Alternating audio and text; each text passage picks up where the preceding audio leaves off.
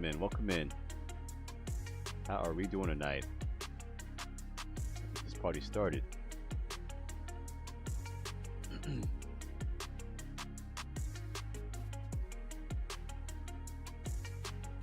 Get logged in here soon.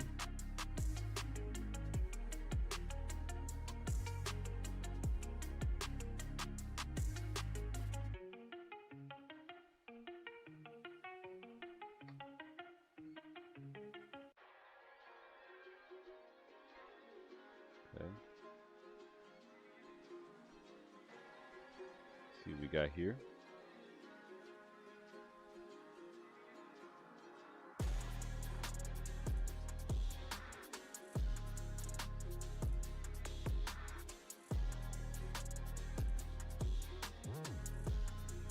All right, here we go.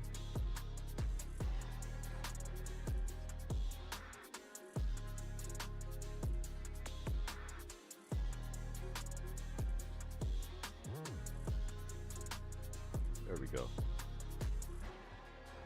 Yo, what's going on, Cruntier? How you doing, man? Welcome in. How you doing tonight, bro? Gonna get this party started here. How are we doing? Oh.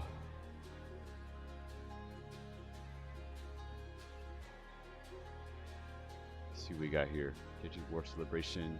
Okay. So how's it hanging? So far, so good, man. You said, what up, my twin? You said, oh, it's hanging? Oh, my God.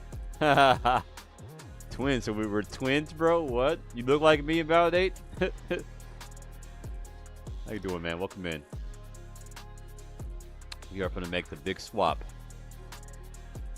Got us an Alliance Change token. We are ready to use it.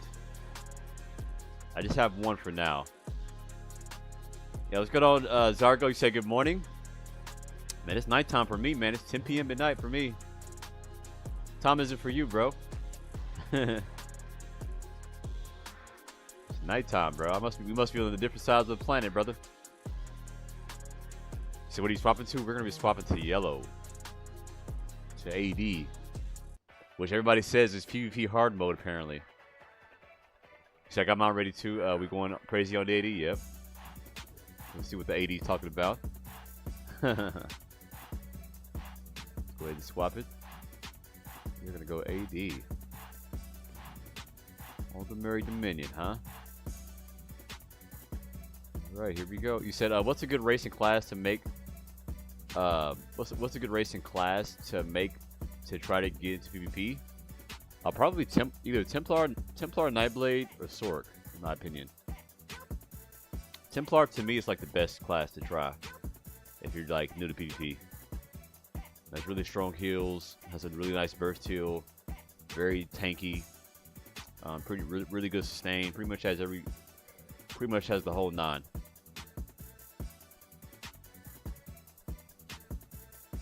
You said E-Man on yellow, ESO is cooked? What do you mean ESO is cooked, bro? What's wrong with me going to yellow, Illicit? Come on, man. You said other side of the globe, yeah. Okay, 7:07 a.m. for you, okay. Alright, let's finish.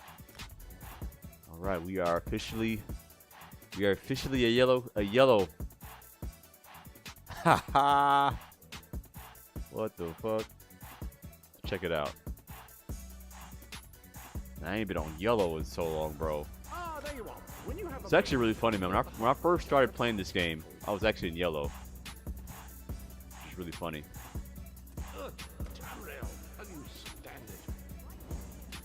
Alright, we are officially yellow now. This should be very interesting. Rewards, yep. Campaign resets today, so I probably won't be able to go to Greyhost tonight, but maybe when it resets. I don't know what time the campaign resets. I should be able to get in there after some time. Yeah, what's going on, Insane Instinct? How you doing, man? Welcome in.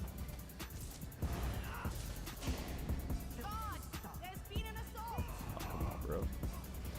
That's not cool. Let's go ahead and disappear away from this dude.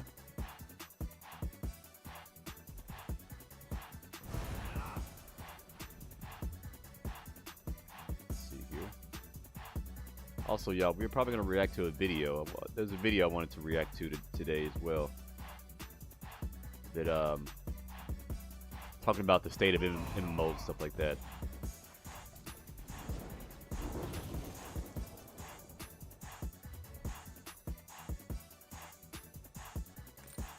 You said, "Damn, you man assaulting civilians now, bro. That was an accident, man. I gotta turn that little thing off, man.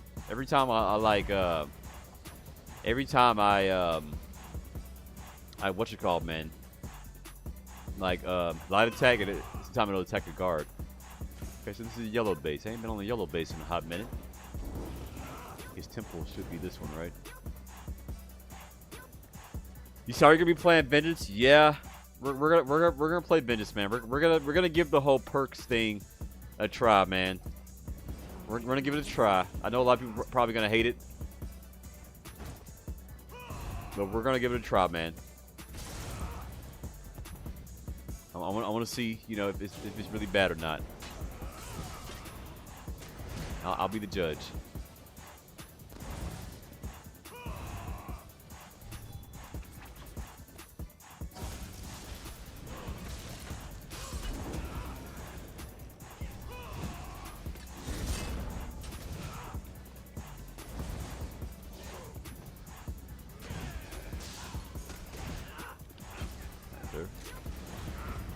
First bonk of the night. Oh, he's popping barrier and everything to try to get away from me.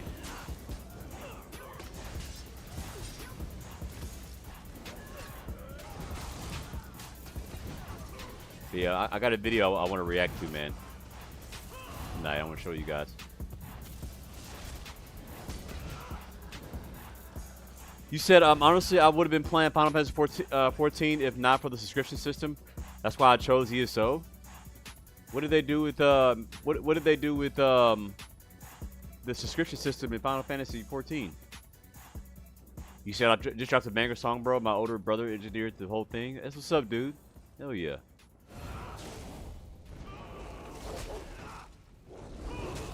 Okay. What's up, dude?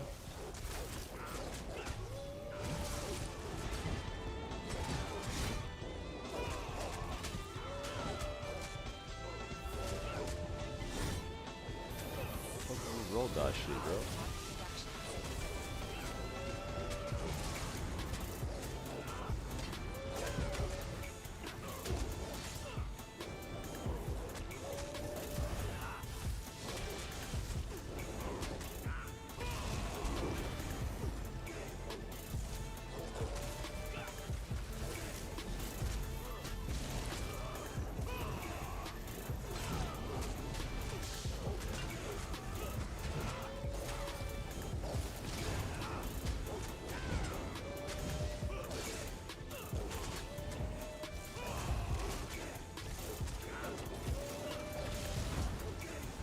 Damn, bro.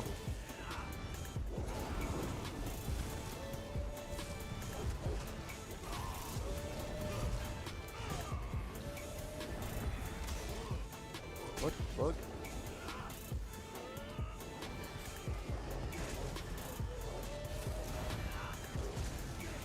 I love these guys, bro. What is this guy doing, man?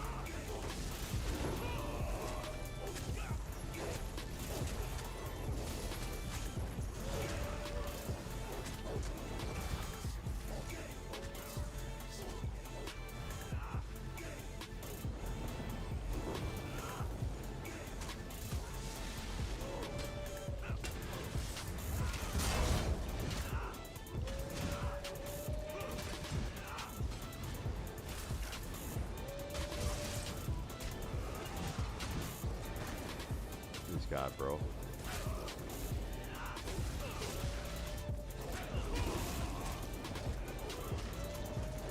Using the boss trying to kill me, bro. What's this guy doing, man?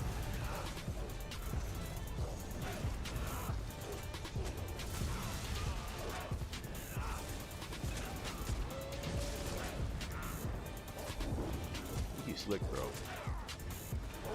Sit here and catch this shit.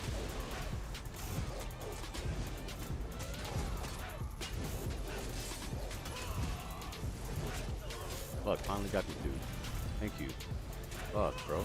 Out of here, man. Got a problem.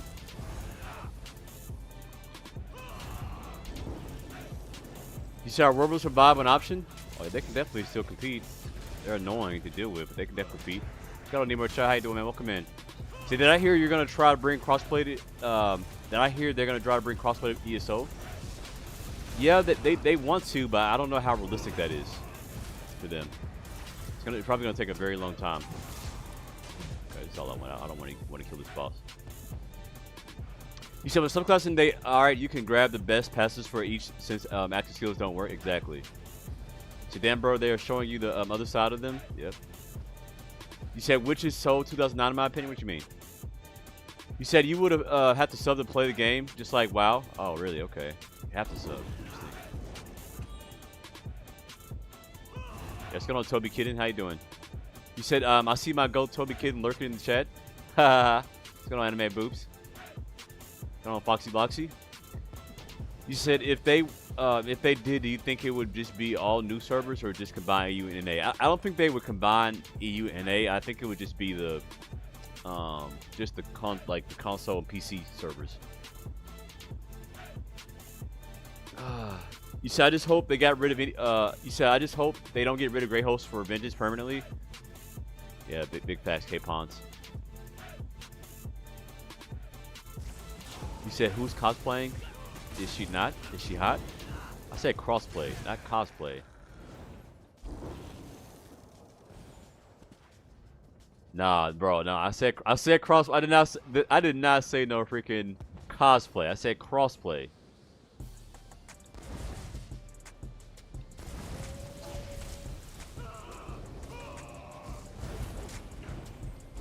Gotta run, bro. Nobody chasing you. Nobody chasing you, dude.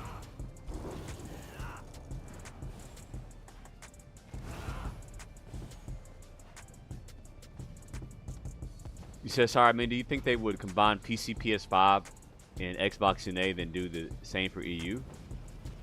Yeah, I think they combine, like, if they're gonna do crossplay, I think they would go. Oh, here we go. Bro, fuck! I couldn't even get the freaking thing off, man. While I'm freaking typing, bro, motherfucker. Or while I'm trying to respond to chat. I hate when that happens, bro. Fuck. He even hit me. You got me, bro. GG's. That damn gankers, bro. There's only like one dude down here, too. Where'd he go? We'll get to have me teleport on me.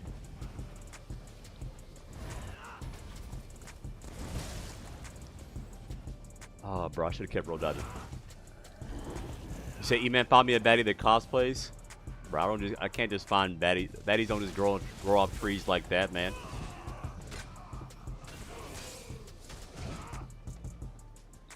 You said, damn, I just said earlier, watch out for that Street Sniper Gank Rat. I didn't see it. You see E-Man cosplay stream? I want to see a maid outfit? Nah, bro, we ain't doing none of that, bro. None of that.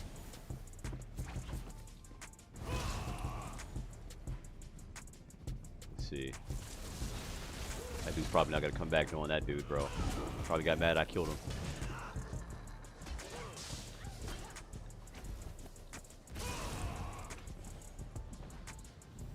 Stuff like that, bro. They just run away, dude.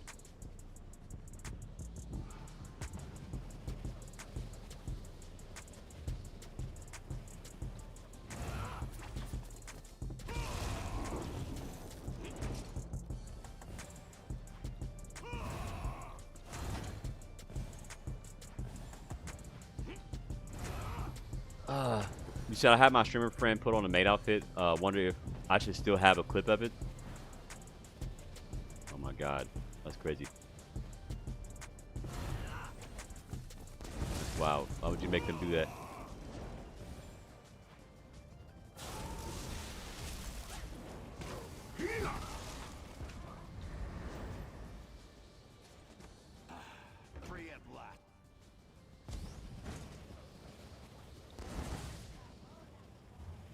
Wrong way.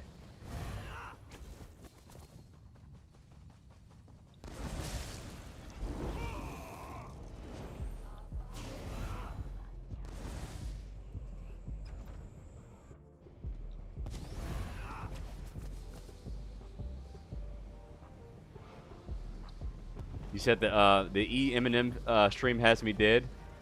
Ah, yeah. The Eminem stream. Yeah, I did that for Halloween. Let's catch up with chat.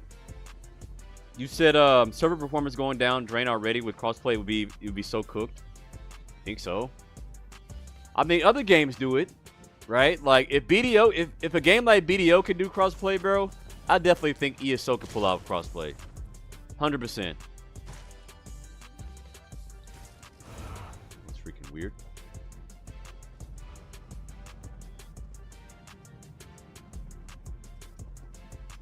You said I saw nothing but complaints about Vengeance in zones everywhere. Why the fuck they bringing it?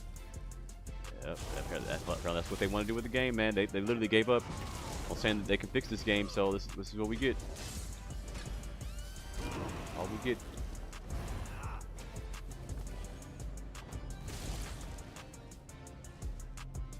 You said that mode, but you said 10 hat mode, but low key, I think they've been slowly talking about server allocation away from Great Host just to justify Vengeance. Interesting. So honestly, if you do it, would give Argonian Maid a vicious competition. Oh my god, no way. So they will. You said they will. They will when all servers end up dead or console dies. Last option sort of thing. Tiff. You said, man, go to your Discord DMs, play that video for chat. What video? What are you talking about, bro?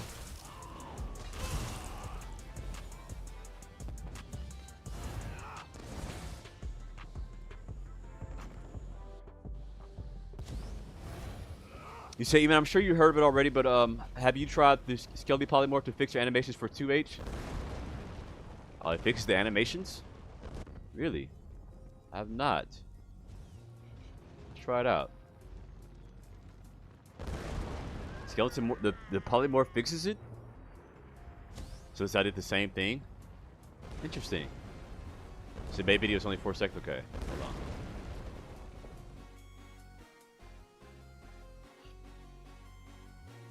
What the fuck is this?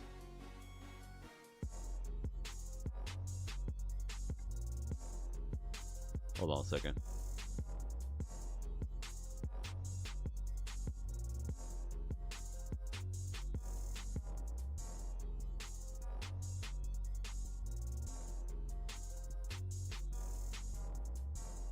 What the hell is this, bro? Who is this? What the fuck? Bro, who the hell is that, bro? Hell no. Get off my screen, man. Oh, that's wild. Anyways, guys, this is reacting to stuff. Let's go ahead and react to this. I want to talk about this video, actually. I think this would be a really good topic, actually. A really good topic to talk about the state of ESOs, or no, the state of MMOs, and if MMOs are a dying breed. Let's go on, Shook. How you doing, man? Welcome in. So you said that's my friend Coatsy. He used to be a streamer. He quit though. Okay. He said, what was this? I don't know, man. He said we lost another brother. Dang. He said Skelly Polymorph gives you pre-animation changes for all weaves. Ah. See, ESO crossplay definitely needed, but not realistic. Damn you, man. Imagine me and you on ESO like Nura. Yeah, bro. That shit would be crazy, bro. So imagine Vengeance is gonna be crossplay. Not Grey Host. Yeah, I don't know.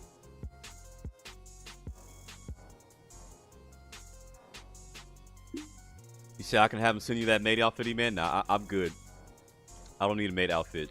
But what we're gonna do now, chat. We're gonna react to this video. Hold on, let me turn this down real quick. 1 second. I want us to react to this video real quick. I think it's a good topic. I really do like this topic. Talking about MMOs, stuff like that. Let's see. And like where MMOs need to go. I think it's time that we're honest. Okay. You guys see? You guys see this? So let's talk about this video real quick, okay? Let's talk about this video. It's about MMOs. Talking about we need to be honest about the MMO genre, okay? You said I imagine it is going to be crossplay eventually, not Grey Host. Damn.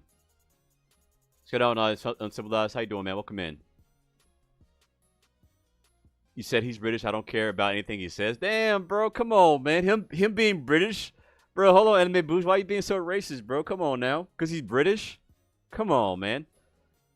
You said MMOs aren't dying breed, but they're generally not profitable studios since they are competing in the same space as shooters and more casual games. Yes.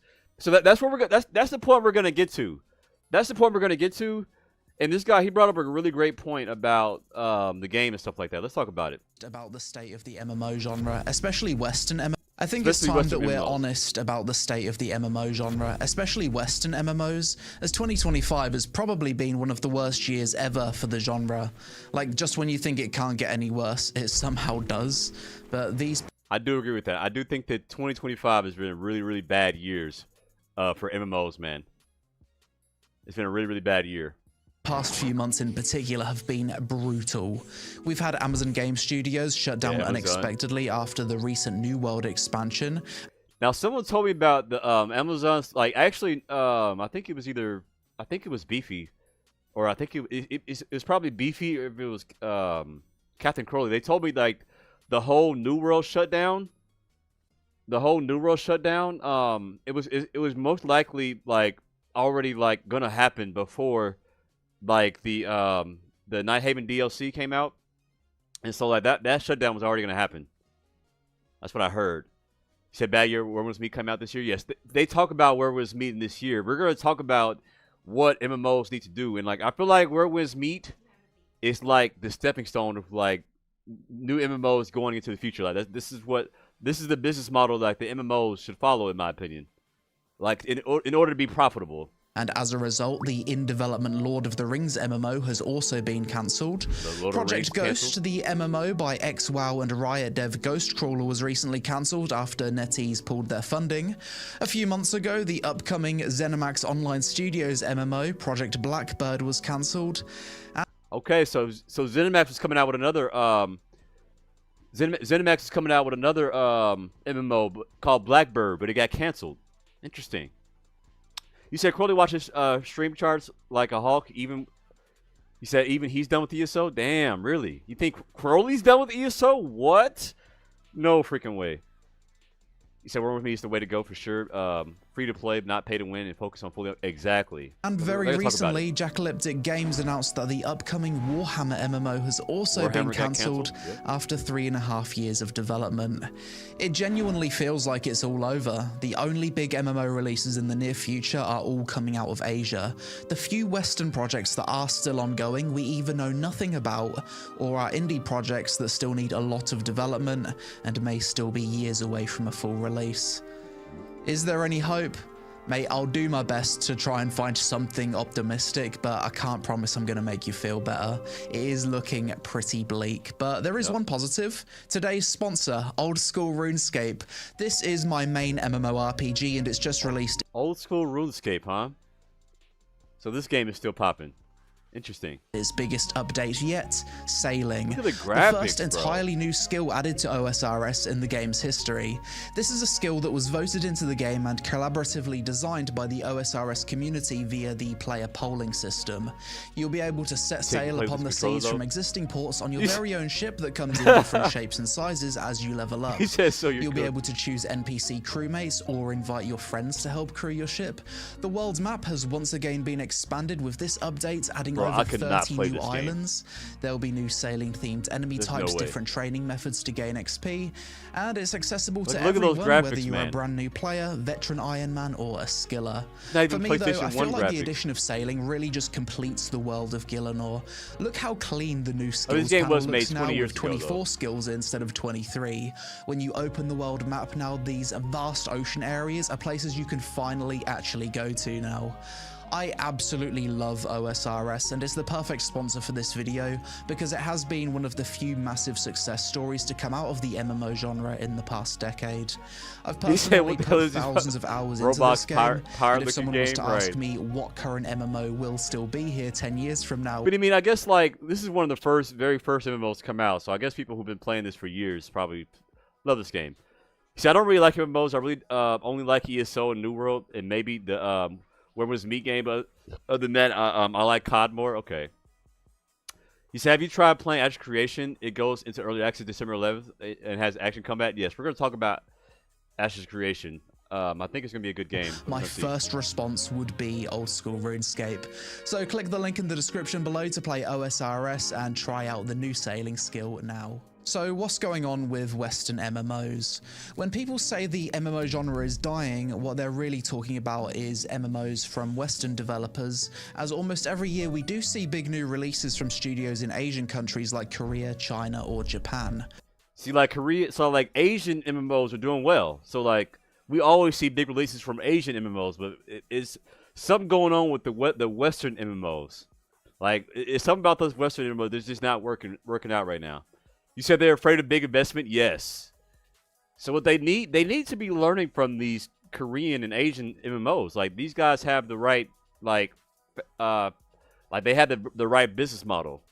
Like it's not pay to win.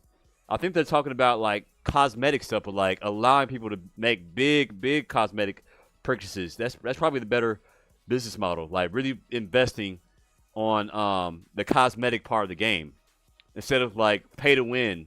You know? Why is... Because people who play MMOs, man, they love their cosmetics, man. And they will spend some top dollar on their cosmetics. I mean, look at Fortnite, right? Like, you know, free-to-play games, but, you know, they really put emphasis on those cosmetics.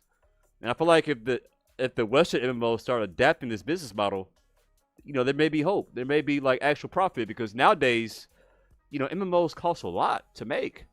And, like, a lot of these guys, like, these Western MMOs... They come out, they don't want to make this investment because like a lot of these MMOs are barely breaking even because with the money they make. You said wait, but Riot haven't canceled their MMO though? Is this? Well, the uncomfortable truth is that Asia can afford to make MMOs and the West simply cannot anymore.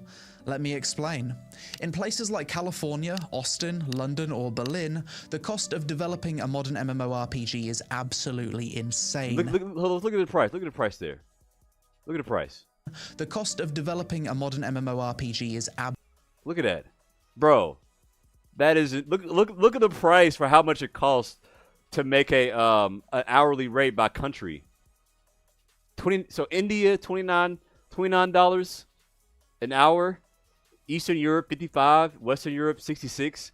UK, 70. And USA is $100 an hour to make an MMO. So, like, you got to pay these people, man. Like, you really have to pay. Especially in the USA. Like, USA, look at USA compared to, like, India. It's, like, triple. That's crazy. You said Riot Games might make the greatest MMO of all time. Riot actually knows how to make games. I mean, it's not saying that these people know how to make games. They just don't have the money to pay these people, man.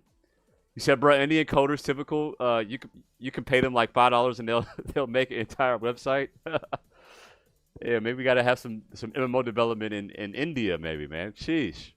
But I mean, look at the price difference though. That is dramatic. Like $29 to $100.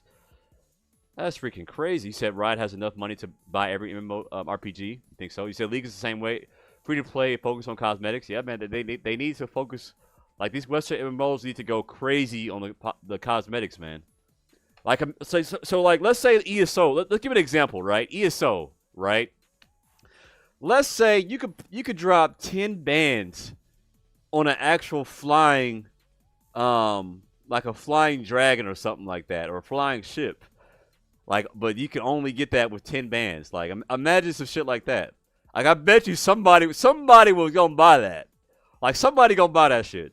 Just to show their prestige and stuff like that. Like, imagine that shit. And they could do that with all kind of cosmetics and stuff, man. But it's not free. It's not pay to win. It's just cosmetics, you know. I mean, you could kind of know. You can kind of know, like, you know, like, okay, somebody paid for that cosmetic, stuff like that. So one of the problems New World had was that it didn't have good cosmetic shop to make money, considering it has no monthly subscription. Yes, I think that's what led to New World's downfall. It was the lack of the cosmetics were on point. You said cosmetics does benefit both PvP and PvE. How do you think so? Say do any MMO feature throwing shit? Oh my goodness. Come on now. Absolutely insane, mostly due to wages and the cost of living. If you want to hire a senior gameplay programmer in the US or Western Europe, you're often paying well into six figures before benefits, taxes, insurance. I mean, think about that, chat. Like, look, if you're gonna hire a game developer, like you have to pay them six figures. So like, imagine like you have to pay your game developer six figures. Plus, like, and then, like, that's before taxes. Like, that's before all this insurance and stuff. And, like, you have to try to make profits on the game. Like, that's crazy. Like, look, like, California. You have to pay a California game developer $128,000. And that's just for one. That's just for one. You said cosmetic equal bragging rights? Yeah, exactly. You said that's what Guild Wars 2 did, went crazy on fashion. I saw someone who made a crazy accurate Bane from League in that in no inventory space. Yep. So hire a Chinese kid for $5 an hour. Oh my god. All right, let's see. Studio overheads. The whole thing starts to spiral, but in Korea, in China, even Japan, those same roles are dramatically cheaper. Bro, that's crazy. Bro, in Japan, the game developers make $36,000. Bro, that's insane. And the lowest is $17,000, and the highest you're gonna pay is $56,000 for a Japanese game developer. That's great. So, chat, California, 128 compared to 56,000 on the highest end. That's crazy. No wonder, bro. No wonder Where Me came out so good. They were able to make like really good MMOs and stuff like that. You said that's why Elon wants foreign engineers? Yep. That's crazy. You have to pay him as much. The inflation has gotten like way too out of hand. Those same roles are dramatically cheaper, and when you zoom out, it means a full MMO can be built for a fraction of what it would cost in the West. A Western AAA MMO easily becomes a $100 to $200 million gamble, but an Asian MMO with the same scope might be made for $30 to $50 million. Okay, so a US MMO will be like, okay, 200 million, but like a Asian one would be like 30 million. It's a lot less of a gamble. It's a lot less of a risk you're taking. It seems like it just really depends on location, cost of living. Yeah, exactly. And here's the thing, when your development costs are lower, you don't need to be critically acclaimed to turn a profit. This is why we constantly see Asian MMOs popping up even when they don't set the world on fire critically. They don't need to. A 7 out of 10 bit grindy kinda pay to win MMO can still make money in Korea or China because the investment risk is lower, the player expectations are different, and the monetization culture expectations are different too. A 7 out of 10 bit grindy kinda pay to win MMO can still make money in Korea or China because look at these cosmetics, bro. Like, that's freaking sick. Look at that. It's freaking dope as heck. You said, just like I said, just depends on the cost of living. Investment risk is lower, the player expectations are different, and the monetization culture heavily favors cosmetics, gachas, and whales. Some of these games double dip by launching on both PC and mobile too.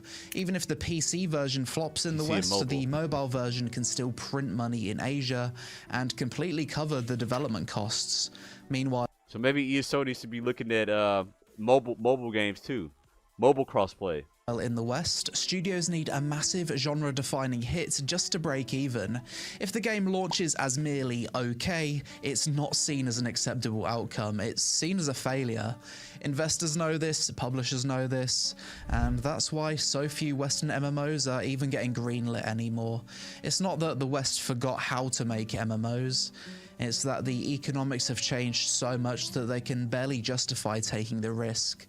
Back in the mid to late So, that's what's going on with MMOs. So, MMOs aren't dying, but like the cost of them is getting too crazy, and like like for MMO to be okay, it's not gonna cut it. They have to be like they have to be like WoW level, like $1 billion industry, for them to really make like actual profit and stuff.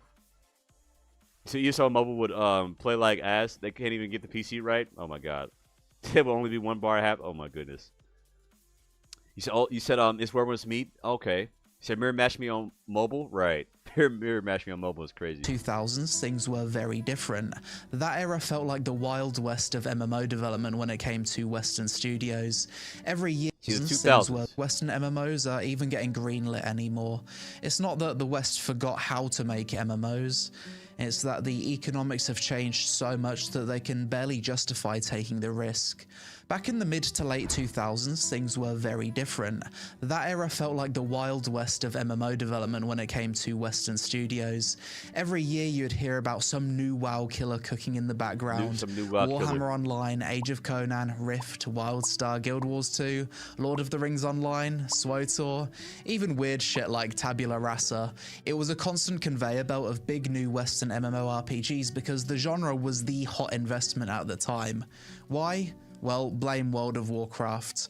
The moment Blizzard proved you could make an MMO and have it pull in literal billions a year, every investor decided, yep, we want one of those. So money was flying everywhere, studios were hiring rapidly, and publishers were greenlighting anything with the letters MMO attached to it.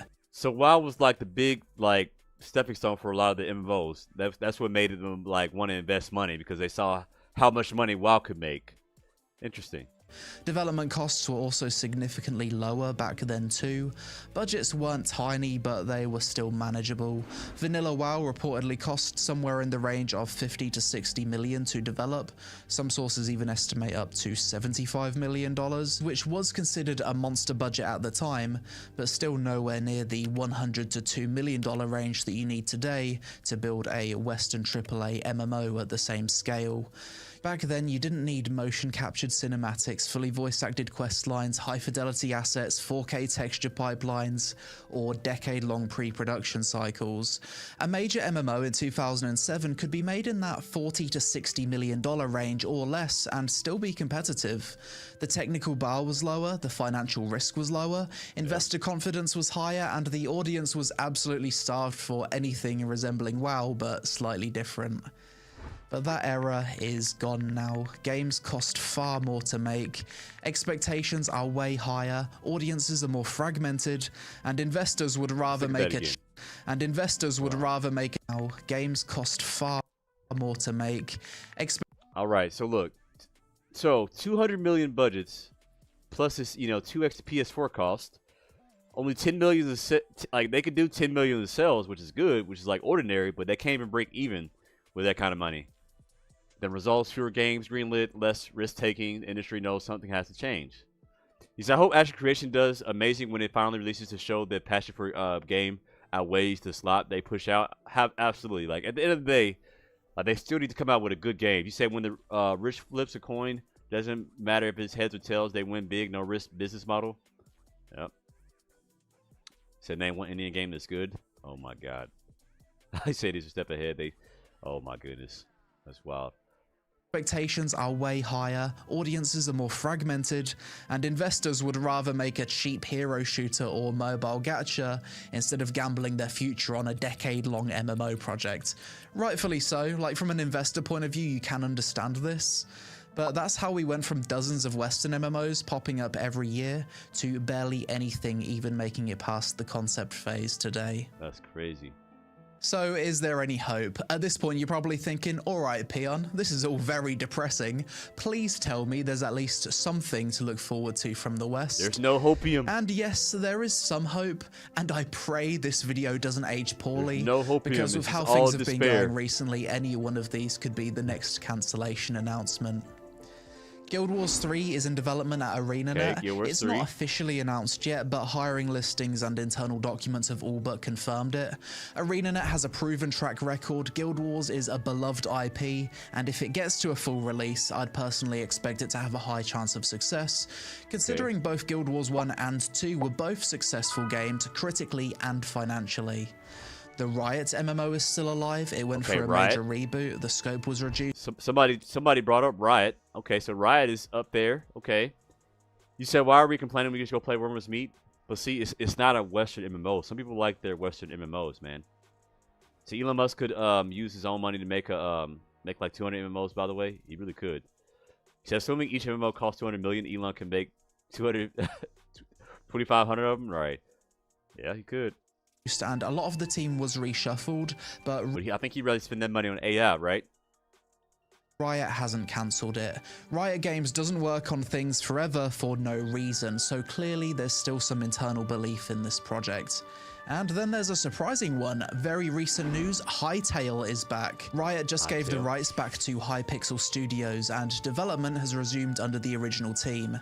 This was a project that was announced as cancelled earlier this year, so it's quite a nice surprise to see it resurrected again. Okay. We have Ashes of Creation, which recently announced it's coming to Steam Early Access on December 12th.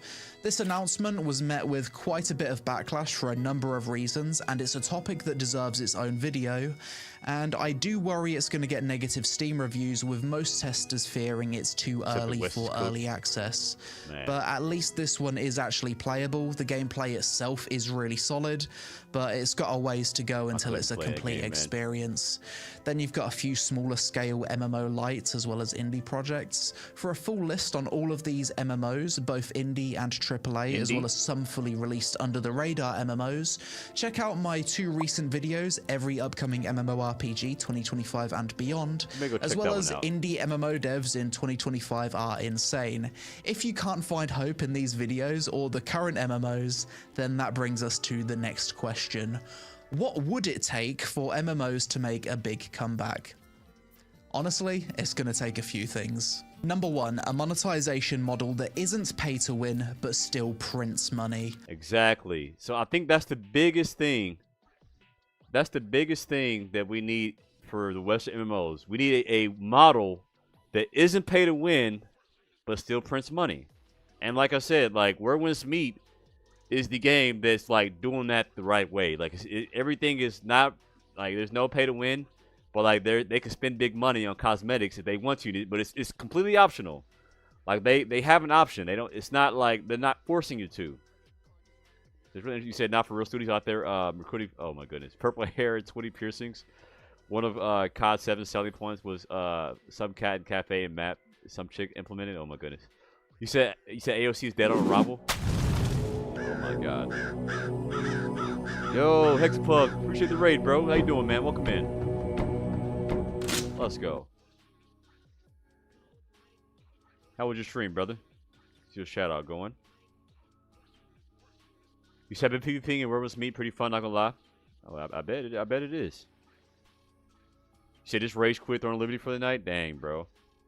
Rage quit. What happened, bro?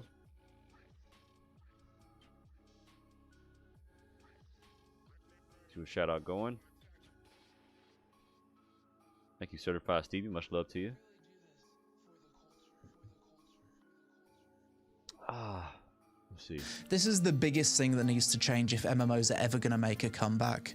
For the past decade, monetization has basically been split into 2 extremes. Western MMOs, cosmetics, optional subs, small battle passes. Eastern MMOs, gachas, power boosts, power selling, progression shortcuts, and everything in between. Neither side has fully cracked the non-pay-to-win but massively profitable formula. Until recently, a new business model has started to emerge out of China, free-to-play, non-pay-to-win with cosmetic-only gacha and battle pass. For this to work, the games need to have extensive character cosmetic features, such as player housing with housing items, dyeable outfits, mount skins, animations, player effects. Basically create social features that allow players to flex cosmetics without selling power. If, and this is the key, if the game itself is good enough, this model absolutely prints money. Exactly, like the game has to be good enough. Like the game has to like be a good game, like a core, kind of like Where Winds Meet. It's a good game. Perfect examples, Where Winds Meet. This game is basically a full single-player wuxia RPG with MMO elements sitting on top of that foundation, with players having the option to play the MMO mode or just enjoy the single-player mode. The game is zero pay to win and it's just cosmetic gacha plus battle pass, and in the first month of its Chinese release, reportedly made over $90 million from both mobile and PC. Bro. Where Winds Meet made $90 million in their first month, the China release. That's crazy. So you look very handsome today, man. Appreciate you, bro. Say hi, I'm Bill. What's going on, King Billy? How you doing, man? You said Ion 2 is fun. You said you put some stuff in the Discord chat. Okay, we'll look at it, bro. So I remember playing AD back in the Xbox days. Nice. I did. Yep. AD was my main. So that would be a good system. You said, what the fuck? I just realized Perfect World Entertainment made Where Must Meet. Yep. Sword of Justice Online. This is a mobile-first MMO, but it uses the same non-pay-to-win business model. Massively successful in China. Over 40 million players in the first month. Not so successful with its Western Steam release because we understandably don't like to see a hideous mobile UI when we launch a game via Steam. Bro, that Here's UI something wild I found. World of Jade Dynasty, another new Chinese MMO that also uses the free-to-play, mostly cosmetic monetization model. There's a cosmetic dragon mount in the game that's sold for the equivalent of hundreds of thousands of premium gems acquired through gacha. When obtained, it triggers a server-wide special event, and community posts joke about it being the million RMB mount. Apparently, on average, it can cost over 100k USD to obtain. That is crazy.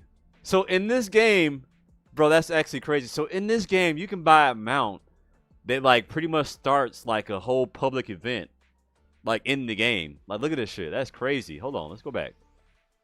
That's crazy, bro. See, that's what ESO needs to. That's what ESO needs to do, bro. They need to have a business model like this. Like, imagine if they had like a dragon that you could actually start a whole public event, but it costs like 100k US dollars, bro. Like, and I'm sure somebody's gonna pay for it, bro. I bet you somebody would. That is crazy. Model. There's a cosmetic dragon mount in the game that's sold for the equivalent of hundreds of thousands of premium gems acquired through gacha. When obtained, it triggers a server-wide special event, and community posts joke about it being the million RMB mount. Apparently, on average, it can cost over 100k USD to obtain, and is a purely cosmetic flex item tied to absurd spending. For the past decade, mobile games have absolutely printed cash from a tiny percentage of players that they refer to as whales, who account for the majority of spending on these games. So hold on, chat. Who in here is a whale in the games, man? You guys, who spend like an absurd amount of money in the game you play? You said if Josh dropped this, the servers would catch fire? You said that's so awesome. That would be super dope.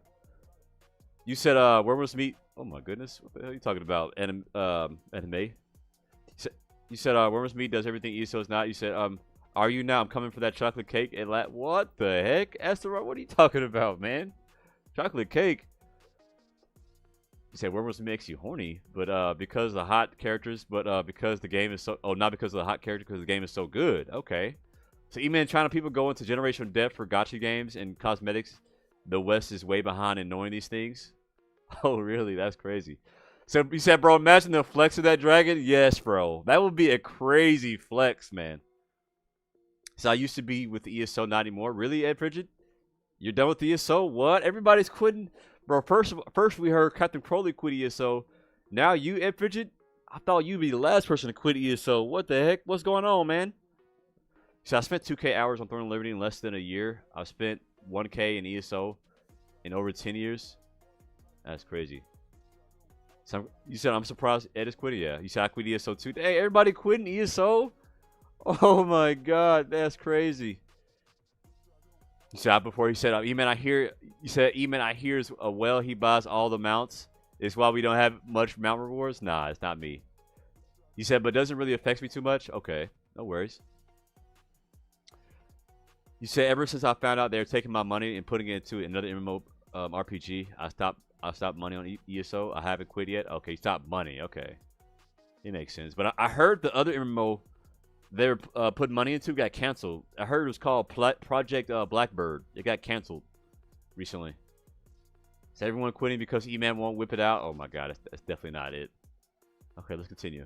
It seems like the new monetization meta, in China at least, is to give whales the opportunity to spend big money on these flex cosmetic items instead of buying actual power. Although, okay, so there we have it, chat. There's the answer right there.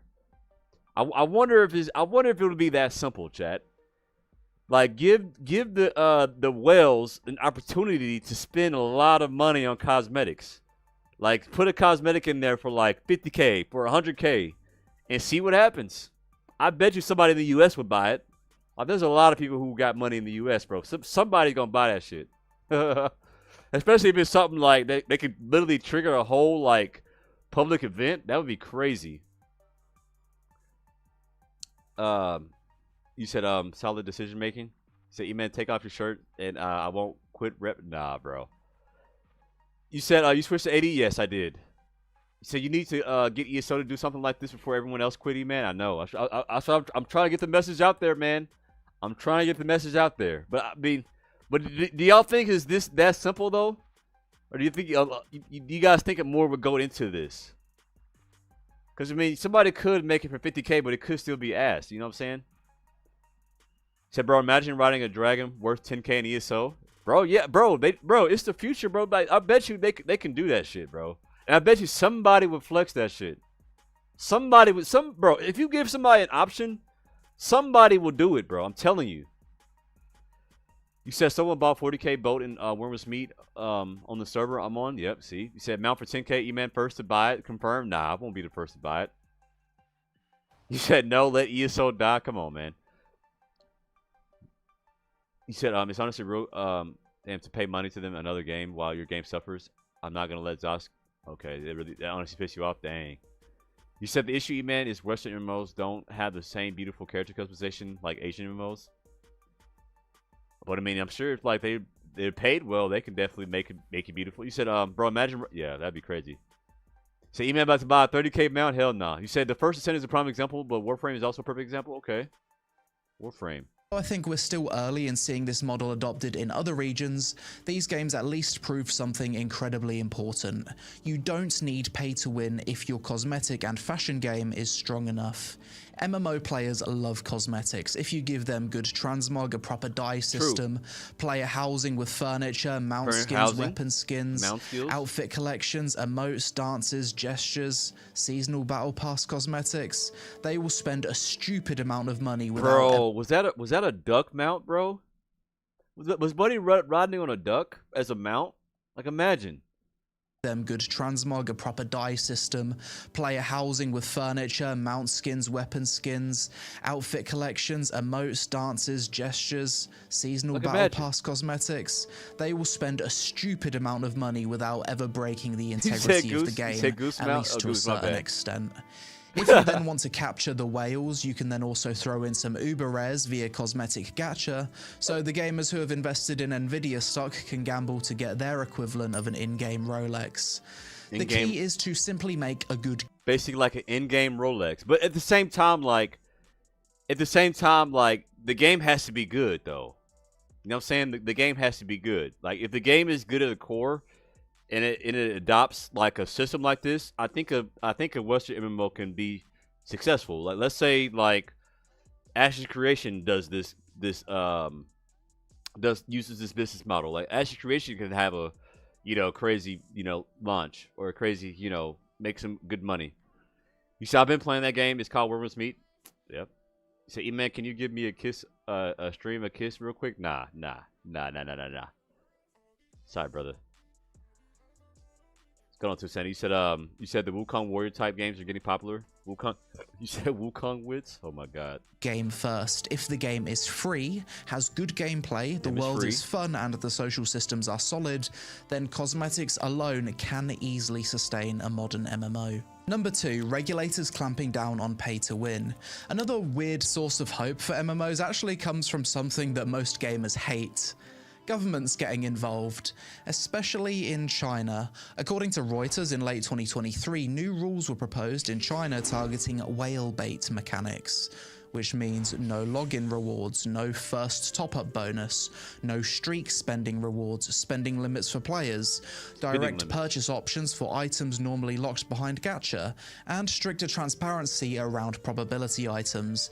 These changes directly attack the systems that have kept many Eastern MMOs profitable through pay-to-win design.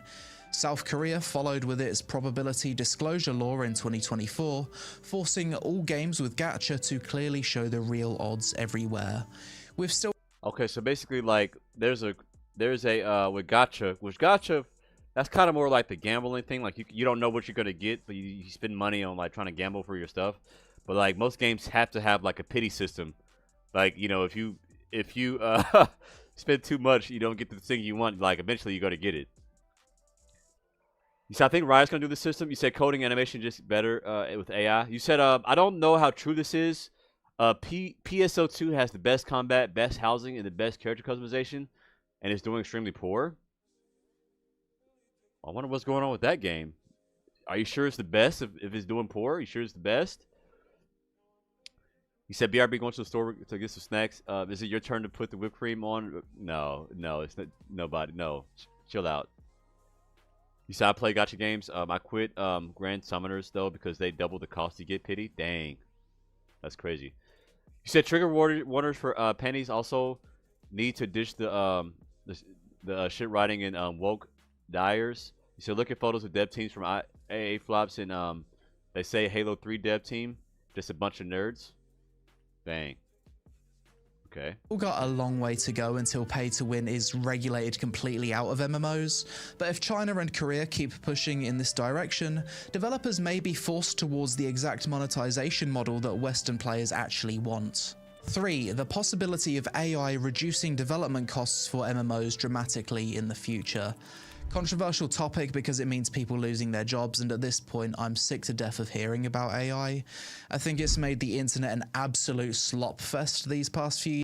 Yeah, man, it has gotten annoying. Like, pretty much everybody is switching to this AI stuff, man. Like, the AI stuff, like, I mean, I guess it's too early to know if it's going to be actually good for games or really bad for games. But I know, like, a lot of people are losing their jobs, but at the same time, like using AI could save and cut a lot of cost on certain systems. So that's why they're probably, like, experimenting with a lot more of these games. What do you guys think? I mean, let's get philosophical here. Do you guys think that AI use in video game development is good for games or bad overall? What do you guys think? Zargo, you said you're always hitting the pity. So like I was pulling 80 plus to get anything. That's crazy. The very limit. You said no AI. You said depends on how it's used. Okay. So all we want to do is play a hot woman with. Oh my goodness. That's wild. You said AI is gonna make everything insane for everything insane for insanely cheap. I can see that. I can definitely see that. You said bad overall. You think it's bad overall? I mean, even if it imagine if the AI can like do the same work as humans, but for like half the cost.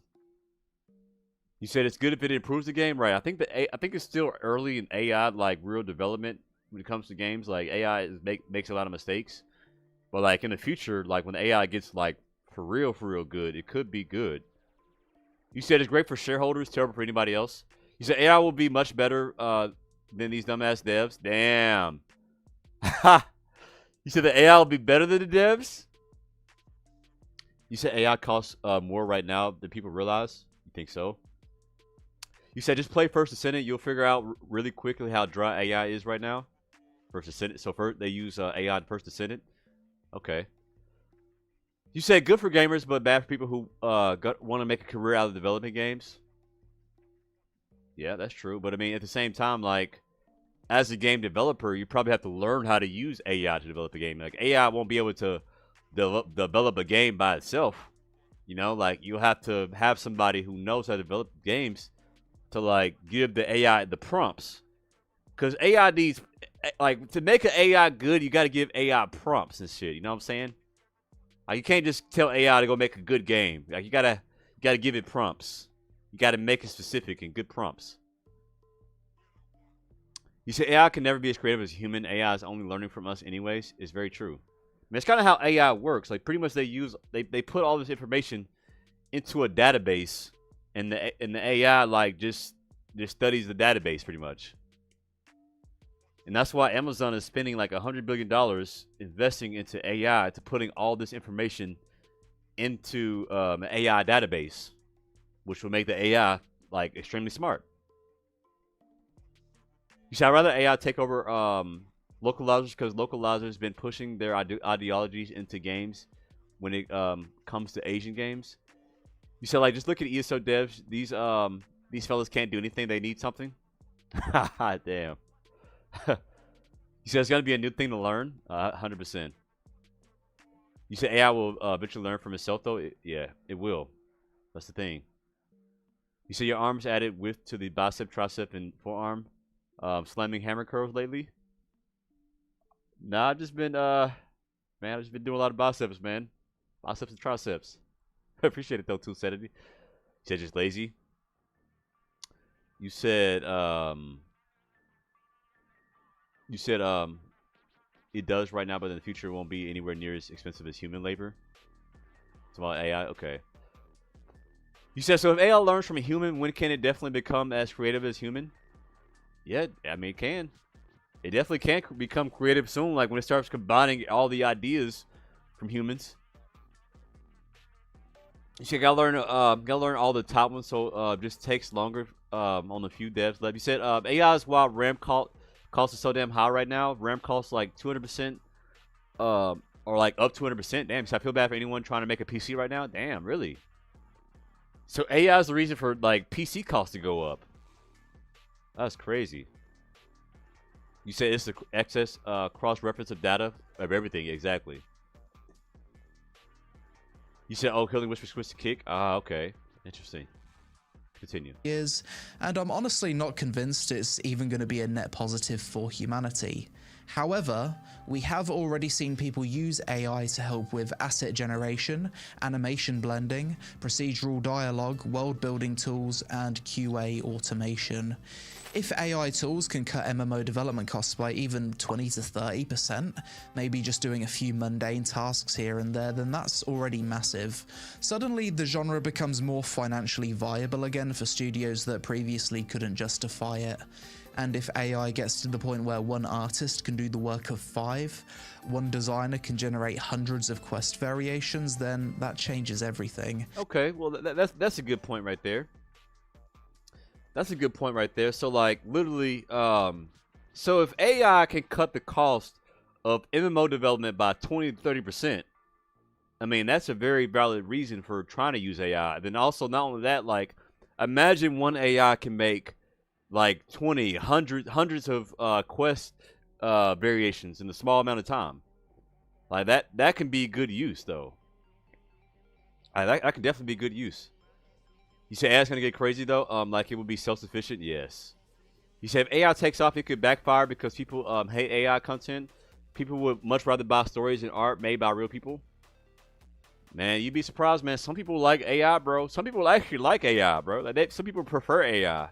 Like it's a crazy world we live in right now, man. Like there are some people who don't like prefer AI art over regular people art. You said I need to buy external SSD. Yeah, what's going on, Cosmic? Yes, sir. We're actually reacting to the video you sent me, bro. I told you this is a good video, and I like this topic, talking about like, I mean, we're talking about like, you know, the state of Western MMOs and like what they need to do and like, you know, what, and also what AI can mean for, you know, MMOs. You said good try, good try. You said, E-Man, ever since I met your stream, I'm able to get it up. Oh my goodness. Chill out. Bro, oh my god.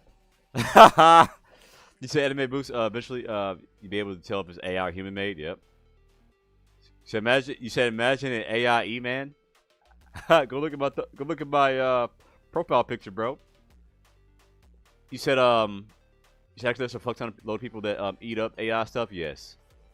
You said an ESO needs a graphical update for cosmetics to look good. Yes. So you like the AI games and art? Do I like them? I mean, they're okay, but me personally, I don't prefer AI art over actual art.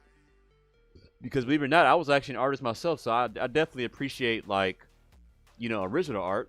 But also too, like, I can respect AI art if someone knows how to like do the prompts and stuff, like, because knowing the prompts for AI is also kind of tough, because you can't just tell AI to make good art and then make it a good art. Like if someone knows how to like prompt AI and makes like something special with it, then I can respect that, you know.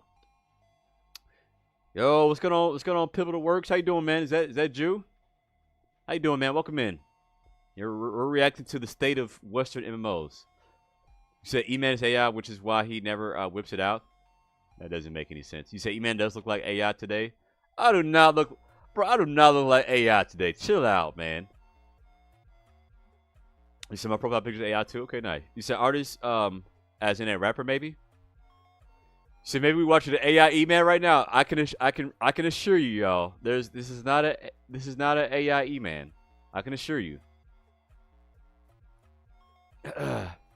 Okay, let's look and see. You say you never know? I don't think it's going to magically resurrect the genre overnight, but over the next 5 to 10 years, this could potentially be one of the biggest factors that brings MMOs back. Number 4, a breakout hit from either side. The truth is, one massively successful MMO, whether Western or Asian, could completely shift investor confidence. All it takes is one game that proves that you can still make $1 billion MMO in the 2020s. Another World of Warcraft level success. If that happens, money will flow again, studios will pivot, publishers will chase the trend as they always do, and the 2007 to 2012 era of constant MMO launches could absolutely return. But that's me reaching dangerous levels of hopium. So much so, it's probably best that we wrap up the video here before I get sent to the hospital for an OD. Real talk though, I don't know what the future holds, I can't predict anything, and as a content creator covering this genre, I've really had to do my best to try and stay positive these past few years because no one wants to come home from a long day of work, watch one of my videos and only hear negativity. I'm someone that gets genuinely depressed when there is no hope, so I'll always do my best to try and find it, whether that be— I agree, bro. Like, I try not to have just infinite despair. Like, half of ESO's community, right now, just says, "Oh, ESO is dead. ESO is dead." Like, bro, like, is it hard? Is it so hard to try to find the little bit of good stuff? I mean, don't get me wrong. Like, we could have constructive criticism, but do we always have to be negative? Like, not everybody wants to come home every day and be negative, man. You know what I'm saying? Like, can we try to find some kind of positivity sometime? You know what I'm saying? It's like some people just are like just gloomers and just all about despair. Like there's no hope. Like let's work together to find the hopium, man. Let's find the hopium, okay? You said, bro, how can you look at ZOS as a team and not have infinite despair? Oh my god. You said the only way to prove you're not AI is by patting your head and rubbing your belly at the same time while saying, "Ooh, nah, bro, no." That doesn't make. I'm not a freaking ape, bro. So AI E-Man has has the real E-Man locked in the basement. Poor bro. This are y'all actually believing that I'm AI, bro? Is this a real, bro? Are y'all being for real right now? Y'all think that I'm AI? Yo, Team Breeze, you said there will never be another MMO like WoW. I'm afraid the genre is just doomed. But no, no. I don't think the genre is doomed, bro. I think that Where Was Meat was a wake-up call, okay? If Where Was Meat continues on this pace right now and becomes like another $1 billion MMO, then I think that people will start adopting Where Was Meat model. They'll start studying, okay, what is Where Was Meat doing right, and and what's working for them. Which everybody knows that what Where Was Meat is doing is that they have this great game. Right, it's great, awesome game, free to play, no pay to win, but they have flex cosmetics, okay? Like cosmetics you can spend some big top dollar on. Like somebody said there was a ship on Where Was Meat that cost like $50K, like $50K USD, right? And if Western MMOs adopt this business model, then they can be successful and make a lot of money. And more investors want to invest in what's going on with MMOs right now. What this video has told me is that a lot of investors don't want to invest their money in these Western MMOs because they're seeing how they're going out, bro. Because that's why a lot of the projects are getting canceled. Like 2025, bro, was a really bad year for MMOs. A lot of projects got canceled. So ESO's not dead. It just has stage 4 lunch cancer, stage 4 prostate cancer, stage 4 thyroid cancer. It's alive. Oh my god. So someone will beat ZOS at on their game eventually. Yes. You said, bro, at this point, it's doing super good. Check Steam charts. Yeah, we're gonna check Steam charts after this too. Wait, hold on, Ace Critical. Which game are you talking about? You talking about ESO on Steam charts? I don't think it's a good representation of ESO's actual player base with Steam charts, because, like I said, there's a lot of people who play the game with the launcher. No, you said the genre's not doomed. They just need to focus more on content and stop taking the easy ways out to get people back. Subclassic, for example, was a cheap move. Exactly, easy ways out. So yeah, you said yeah, AI, you're way too sexy looking to be good at video games. Oh my God, chill out, man. You said ESO is the best MMO ever made. Haha. Is it though? Is it though? You think so? You see, I believe that in the future there will be MMO similar to Sword Art Online, Gun Gale Online, or the Oasis from Ready Player Online. These will dwarf WoW numbers, whatever form they take. Okay. He said, RO SAO will go hard. AF can't wait to risk my actual life. Oh my God. You start talking about where we must meet? Okay. Yeah. Yeah, it's definitely doing really good. You said, Illicit, you said, ESO's biggest strength is his combat, weaving light attack skills, having no cooldown or standard rotation. That's why the animation changes to light attacks is insanely tone deaf from Zos. Right. You said, right, when I say Doom, it's just that I mean, I don't think today's youth is attracted to this type of genre. Yeah. I mean, it could just be a dying. It could just be I mean, right now, I mean, it is like a genre that's not very popular, right, or just not very popular right now. You know, it's a fading genre. The dying breed. He said, if we die in game, we die in real life. No, we don't. I don't know if we're ready for a game like that now. I don't know if we're ready for a game like that. You say, E-Man, both my dads just messaged me to say you looking like a literal triple chocolate ice cream cake from Friendly's. Oh my, triple chocolate ice cream cake is insane, bro. What? You said it was the best MMO ever made? Okay. He said, I am today's youth. He said, ESO is doing horribly left. He said, it's dead. Even Twitch views are non-existent. Yeah, I heard about the Twitch views. I've been looking at the Twitch views, man. It ain't been looking so hot for ESO, man. It has not been looking so hot. I hate to talk shit about the game, man, but this is just the facts, man. These just the facts.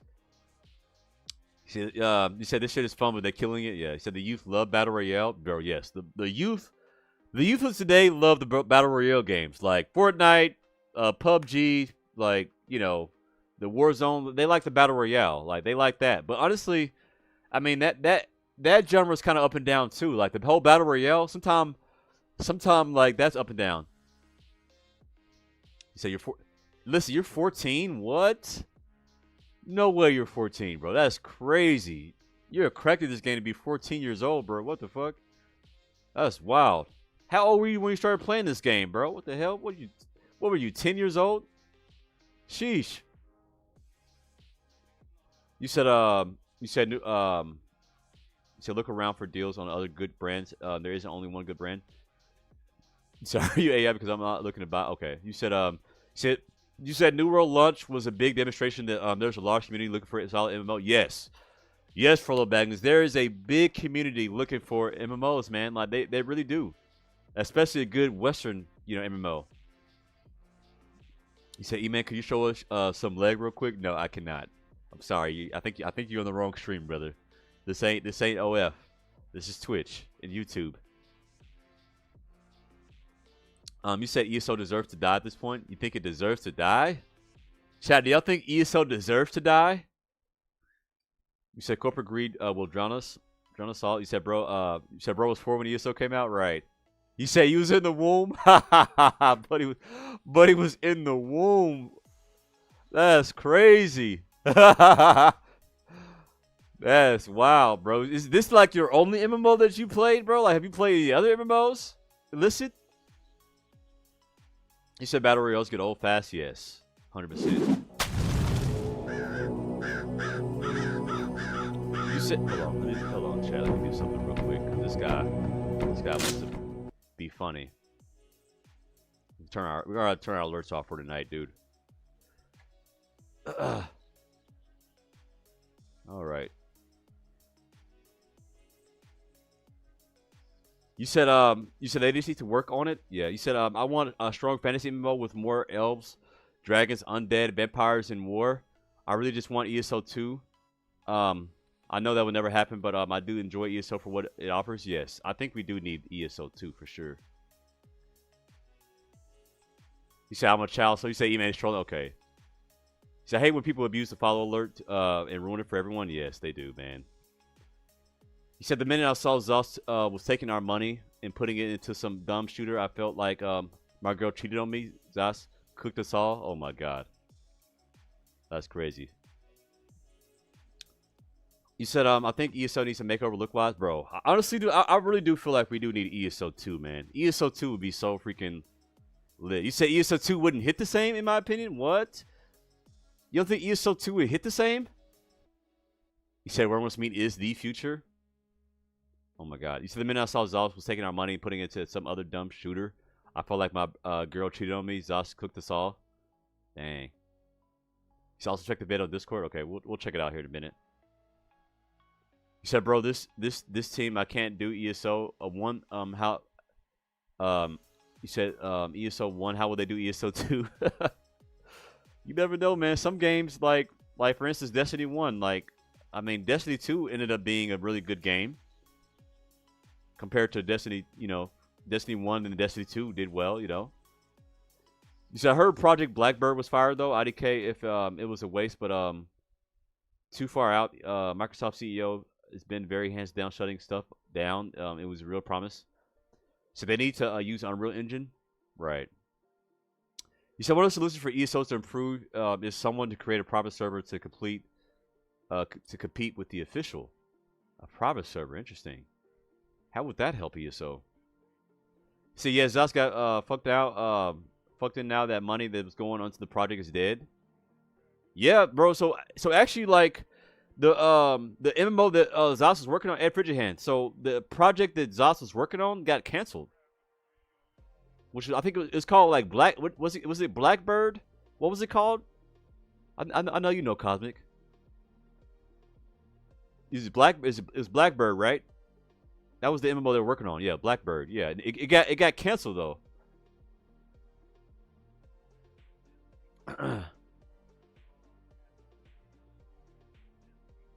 You said I heard Blackbird was fired though. IDK if it was a waste, but too far out. Microsoft CEO been very yes. You said bring profit back. You said E-Man versus Shook versus Juggy reading competition win. Nah. So honestly, the true ESO 2 would be making ESO 1 into a game engine that actually works like Unreal. Okay. So you think ESO 2 would just be upgrading the hardware, so making the graphics like realistic, like super good. Oh my god. Be with games, real life, health, work, or with the future in general. Maybe sometimes I come across as unrealistic, or maybe in the past I've gotten you excited for a game that turned out to be disappointed. Sorry if that's been the case, but I do promise you this. Okay. Let's go react to this other video. Some on Discord.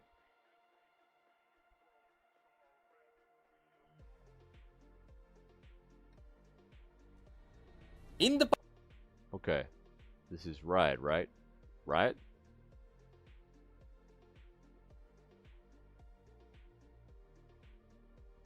Past, MMOs were regarded as the godfathers of games. They were the peak of what developers could accomplish. Even though, looking back, that's a fairly subjective thing to say. Everyone knew MMOs had the power to create cult followings. You said it was called Blackbird Crow, aka BBC. Oh my goodness, that's crazy. You said I don't think Project Blackbird had anything to do show. Why would they cancel it if they could have made money? Sounds like the money sink with no hope in his sight. Yeah, they probably predicted it would make enough money, so they probably just dished it, man. He says Project 12-inch E-Man still coming tonight? No. You said ESO 2 is deleting the game and I'm telling everyone to play Wormless Meat. You have to understand, man. People who like Western MMOs are not just gonna go play a Chinese MMO, man. Like it just doesn't work, man. That's like asking somebody who's playing 2K, right, to go play like Dungeons and Dragons, right? Like 2K and Dungeons and Dragons don't mix very well. Like it's a different genre. Or somebody playing Star Wars. You know, hey, you know, someone makes Star Wars videos, and then you go tell them to play Pokemon. It's two different things, man. Like this is such a thing called a niche, man. You say I'm a Western MMO enjoyer. Yeah, me, you both, man. And you can't be mad at people for not liking certain MMOs, man. See, I've never played Eastern MMO. I mean, I'll play. I mean, don't get me wrong. I don't hate it, but I prefer the Western MMOs because that's what I'm used to playing all these years. So some of these people are racist. I don't think it's racist. See, I guess that's me, bro. That's just an actual thing, man. So WoW has private servers managed by players. If any player got the ESO codes and created their own server, it was engaged. The official ESO would have to improve it, or you would lose players. 100%. You say y'all lost. Yeah, I don't like Haitian MMOs. If that makes me racist, so be it. Oh my goodness. He said, "Well, come on, E-Man. I played those things you've mentioned, but I was just trying to create an analogy though." Okay, how about this? How about this? How about this? How about this analogy? Let's say like somebody. Let's say you watch your favorite fitness influencer, right? Like you came to go watch your favorite fitness guy, right? And then he starts making makeup videos. Are you gonna watch his makeup videos? Like, think about that. Is that a better analogy? If that makes sense? Y'all are gonna troll me, man. I can't make no analogies around y'all, bro. You said another terrible analogy. No. Look. Okay, let me come up with another analogy. You said that's a good way to get me to walk away real fast. There you go. You said I knew y'all would, bro. I knew y'all would. But let me think of something that's completely like opposite. Okay, look. Okay, let's say you like fast games, like racing games, right? Are you gonna go and buy a golf game? How about that one? Like, golf is really slow. How about that analogy? Like something that's completely different. Racing and golf. Like people, you grew up playing like Need for Speed, like all that, and then like they come out with a golf game. Are you gonna buy the golf game? Are people gonna stick around for the golf stuff? They're not. You said it's like eating fried chicken, but then switching it up to pig feet. Oh my god. You said the heart wants what the heart wants. You said I fall asleep watching it every time. Exactly. This is like cricket versus baseball, E-Man, not golf versus racing. You said, E-Man, we losing the plot. Oh my god. Okay. So my big thing with MMOs are enjoying classes that So my big thing with MMOs are enjoying the classes that Eastern MMOs usually don't include, rather than opting for weapon-based systems. Okay. Yeah, I'm just done with the analogies, bro. The analogies is not working, bro. I'm just gonna give up. I give up. If you don't get it, I'm sorry for you. You just don't get it. You said like if someone likes thick golf, mommies. Oh my goodness. Okay, let's get back to the point here. Let's get to this video. Get back to the point. But also everyone knew making MMOs was hard. On average, an MMO has to spend at least 6 years in the baking before it can get anywhere near being good. But that didn't stop companies from jumping onto the bandwagon anyway. And soon we could see dozens of new MMOs, all releasing in 2008. All being called the WoW killers. Spoiler alert, none of them did that. And unfortunately, we can feel the ripple effects even now. It got to a point where every time a new MMO is announced, we all think the same thing. Oh. Anyway, when you're working on an MMO, you have to respect 3 pillars. Gameplay is king, social interactions matter, and the world setting is important. When Riot announced their MMO, it became clear that 2 of the pillars are being respected, and the 3rd one is already done. When it comes to the gameplay, it is currently in the hands of Ghostcrawler, someone who's... I do think the gameplay is very important. You said, I think because they play such boring game. You said, it's hard for me to get into other MMOs because I like the freedom ESO offers in terms of picking weapons, class and race. Tons of other MMOs force you to using set weapons based on class or don't offer any different races. Only one, right? I think that's one of the ESO strengths. Like, you can change your race. You know, you can change your you can change the weapons you use.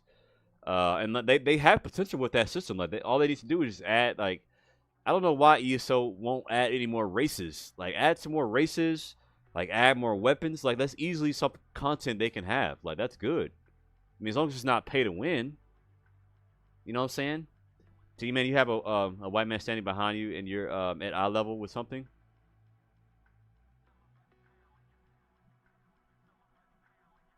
What's going on, Hexpug? How you doing, man?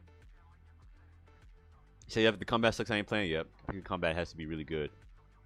So add a bunch of Indians for anime, right? Been working on WoW during its best times, and someone who got arrested. You said no weapons, no Daedric race. Sauce is retarded, bro. That's a Daedric race, bro. That would have been super awesome for ESO to add. Like that. Imagine they had a Daedric race. Like, bro, that would be super dope. Like Daedra is in the game. Like, they can literally use some of the races they have in the game already. Like Daedra, like, what are some of the other things they have in the game? Like, there's others too. And it still aligns with the lore. You said they don't have permission to add more races from people in charge? Bro, why not? It says snow elves, okay. They have goblins. Yeah, goblin race. Yeah, goblins. So we need another ESO that, just with no Brian Wheeler. So something that ESO worlds just feel open and you feel freedom, not to, sure it's hard to describe. 100%. Yeah, you could definitely, in ESO, man, you could literally go any direction and do hundreds of quests. So if the game doesn't include dragon that causes a server wide, even I'm not interested. Yeah, bro, that's another thing ESO could do. Like, ESO could add like a dragon mount that literally added like a server wide like public event. Like, that would be super dope. Make it for like 100 bands. Like, that'll be the ultimate flex. Z-Man, do you like goblins, Z-Man? Goblins are cool. I don't mind goblins. So you hate bat meat eaters? So you're not slick? What do you mean, bro? So yeah, E-Man, do you like goblin? I see what you try to do there. I see what you try to do there. Ha ha ha ha. Damn, I was late. I was too late. You say I want a skeever rat race? There could be a skeever. See, there's already some skeever rat races, bro. There's gankers, bro. That's how they play, bro. They playing like little rats, man. He said raw rocket in the door. Yeah, I'll definitely walk right into that one, man. You said just upgrade the game to have underwater exploration and flying mounts. Right, dude. Like, underwater exploration, flying mounts. Like, literally have freedom, bro. You said rats are cute? Oh, my God. So I want ESO to add new weapons, some more races, crossplay, and cross-progression. Oblivion Knight class that centers around Oblivion damage. Because why not? Yeah, that'd be cool, too. Like, Daedra, more races, more weapons, 100%. Reputation for easy thing they could do. Hating boomkins and loving mages. When it comes to the social interactions, it is a dance between the developers and the players. A dev can guide players towards social interactions, or they can annihilate them. And after... Actually, I'm gonna go back to this other video, man. This video is really long. I'm gonna go to this other video about the top MMOs right now. The best MMOs for 2026. Your head. Let's take a look at this chat. We're gonna talk about these MMOs. All right, y'all. MMO tier list 2026. You said spirit weapon, monk class, bar class, remove subclassing. Yes, 100%. So you said easy make me a dev. Yep. Just make me a dev too. So you playing ESO tonight or just aura farming? Oh, we're gonna play ESO. I was kind of. I mean, I'm not gonna be able to play Greyhost. I did just swap my character over to yellow, so I'm only be able to go into Greyhost, and I know Black Reach is gonna be dead. So I'm just kind of react to videos until like the campaign resets, so we can finally go yellow in our main campaign. So that's kind of why we're just reacting to some content right now. Which this is fun, man. I like these topics.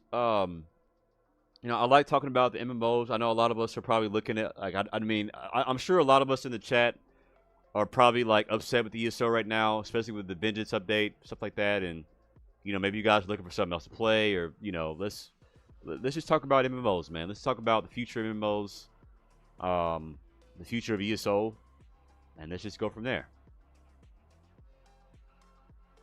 Let's talk about the best MMO tier list. So the first one This is going to be a brutally honest MMO tier list. Let me know if you agree or disagree with my rankings. I've made some big changes to the tier list this year based on the decisions of the developers over the last year as we head into 2026. First up, we've got WoW Classic. The last year for WoW Classic has been a quiet. Okay, WoW Classic. Do y'all feel like WoW Classic would be a good game to get into in 2026? You said Rumors Me just announced 9 million players. That's crazy. He said fuck no. Damn. He said fuck no. So I feel like a ton of devs and publishers have been trying to make Destiny copies too. Live service games. I mean, I know Sony bought them to help live service games. 12, I think. Okay, interesting. You said, isn't Ash's tab target though? I'm not sure. So I love ESO. There is no war in BA Sing Say. You said if they remove the other camps and only make Vengeance thing permanently, that will kill PvP. Yes, definitely. You said kinda, but it still has freedom on certain abilities. You said, damn, people who play Path of Exile are the happiest people ever. 100%.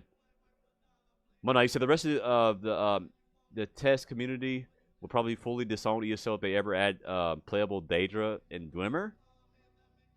Disown? Why would they disown, bro? Having a Dwemer as a race in Daedra? Why, bro? Why not? That'd be dope. Why would they disown? Oh, is it because of the lore? It has something to do with the lore or something? I know ESO is very like, they're very lore focused. It's not lore friendly. Ah, they don't have permission because of the lore. Well, why? Like, what? Why would they not have permission when Dwemer and Daedra is part of the lore? Aren't they enemies in the lore? Why can't you be your enemies? You said ESO very lore focused. MF subclass ain't in the lore. So Daedra summoned in the open world are technically enslaved. You said Tamriel is Daedric land. You said subclassing is the lore. Okay. You said subclassing is lore actually. So yes, Dwemer disappeared. Daedra should be fine. Oh, Dwemer disappeared. Oh, you said, bro. You said lore went out the window. When they awoke with dragons early only for ESO. Bro, it's like half the chat is saying it is part of the lore. Half the chat is saying it's not part of the lore. What is it? Said Demi Man is old. He doesn't understand the Avatar reference. Hold on. What'd you say? Listen. He said there is no war in Ba Sing Se. Nah, I don't know what Ba Sing Se is. I mean, I did watch Avatar a long time ago, but I don't know. I didn't remember this stuff. So, E-Man, I sent you a bit on Discord. If you're reacting to MMOs, yes, we are. Yeah, we're probably gonna react for like the first y'all just letting y'all know now. We're probably gonna be reacting to like videos probably like another 2 or 3 hours. So just y'all sit tight. We're just gonna talk and chat with you guys. I like this conversation. You said you said why can I be you said why can I be one of the last Dwemers? Let me be the chosen one. You said dude, everyone would just attack them on sight. Oh really? Interesting. You said IDK about subclassing. Everything I see in the Elder Scrolls, people spec into something. Say, WoW got a confusing lore, but the best story from WoW was Lich King storyline. Said, not E-Man is uncultured to know what that reference. I'm uncultured. What does Ba Sing say? What is that? You said the last Dwemer alive has to be magical diabetes though. What the fuck? You said the soul frame have PvP? I don't know. You saying there's no girl Dwemer left? Oh, so you won't be able to choose boy or girl if you choose Dwemer. Interesting. But dude, I mean, putting aside the lore, Chad, like, wouldn't that be awesome to be a Dwemer in game? Like, who would not want to be a Dwemer instead of being a polymorph? Like, you can actually be a Dwemer race. Like, how come they allowed like Dwemer polymorphs? How come Dwemer polymorphs are allowed in Daedra polymorphs are allowed, but not the actual race. Like, how does that make sense if the polymorph is allowed, but the actual race and having racial passive isn't allowed? I mean, they have it as a cosmetic. You said polymorph means altered appearance. You said Dwemer be dope. Yeah, you said Dwemer ain't robots. They're dwarves and elves. Oh my god. You said Dwemer be dope. Yeah. You said there is no war in Ba Sing Se. Okay. Interesting. Say WoW used to have the best lore, but then they hired someone incompetent Gunnar with the elf body pillow to write the lore, and he ruined everything. 100% true, by the way. Damn. You said 100% being a robot. You said E-Man just wants to be a roach like that one skin he loves. Nah. But that's likely because it's the calm before the storm.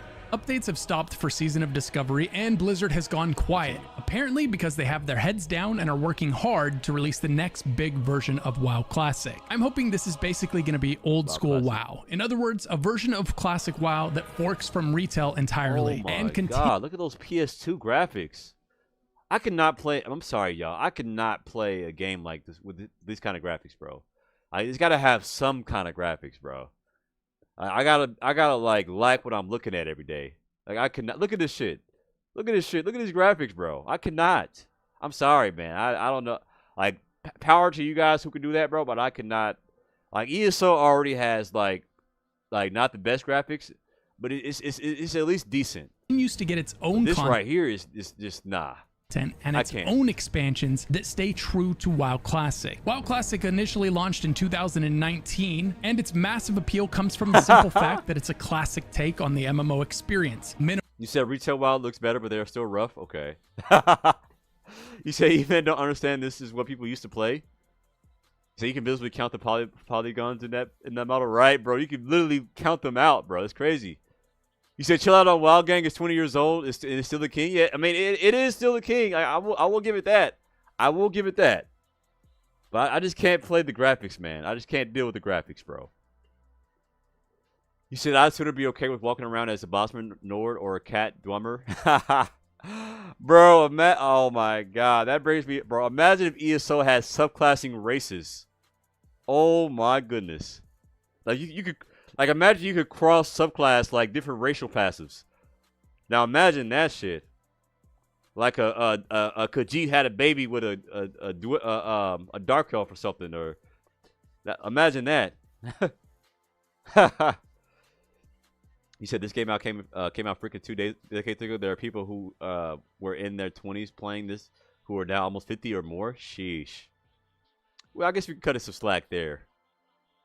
But I'm talking about as a game I'm talking about like as a new player getting into this game now. Like, if you got into this game 20 years ago, okay, that's different. But like getting into this game in 2026 though, like I'm sure this game still has a bunch of new players. Like every year. So E-Man, would you do Khajiit? Yes or no? No. I'm not a big tail lover, man. You said because you said besides we know the real reason you don't play WoW is because it don't have controller support. That's another big reason too. Y'all know I love my controller support. So might as well they're definitely you might as well they're getting you said they're getting rid of race passive soon, I bet. Oh my god. You said Amazon Studios canceling Lord of the Rings MMO was a serious crime. Yep. You say, E-Man, you cracking an Argonian? Nah. Definitely not. You said subclass weapon passives. Also, oh yeah, weapon passives. Imagine you could roll a 2H weapon and get major expedition for 4 seconds. Yeah, that would be crazy. You said, man, you said, E-Man, if the love of your life gets turned into Khajiit, what then you would abandon? I'm sorry, bro. It's over with, man. I'm sorry. It's over. I mean, we'd probably still be friends. You know what I'm saying? Like, I'd probably still take care of her, but, you know, like, it's over, bro. Like, I'm sorry. It's over. You said you hear this? Bro, what? Bro, there is not, I don't, bro. Bro, if my girl turns into a kid, bro, oh my goodness. Bro, I am not finna be together with it, bro. Like, this is gonna, I'll still love it. Like, it'll be my pet and stuff, but I'm not finna have sexual relations with a freaking animal, bro. Like, what I look like? Come on now. Like, be for real. Be for real, man. You said Mrs. E-Man needs to know? Oh my goodness. Y'all not slick, bro. I know what y'all trying to do. Animal cash shop. Gear is earned in-game. Weapon cosmetics are earned in-game. Mounts are earned in-game. Frankly, it's everything I could hope for in an MMO, and something none of the new MMOs are willing to deliver, which is why new MMOs fail, where WoW Classic will continue to succeed. So I'm gonna put... Yep, WoW. So, I mean, as bad as the graphics are, I mean, I can't lie and say this game is not successful. Like, literally all the new MMOs are failing, but the WoW is just succeeding.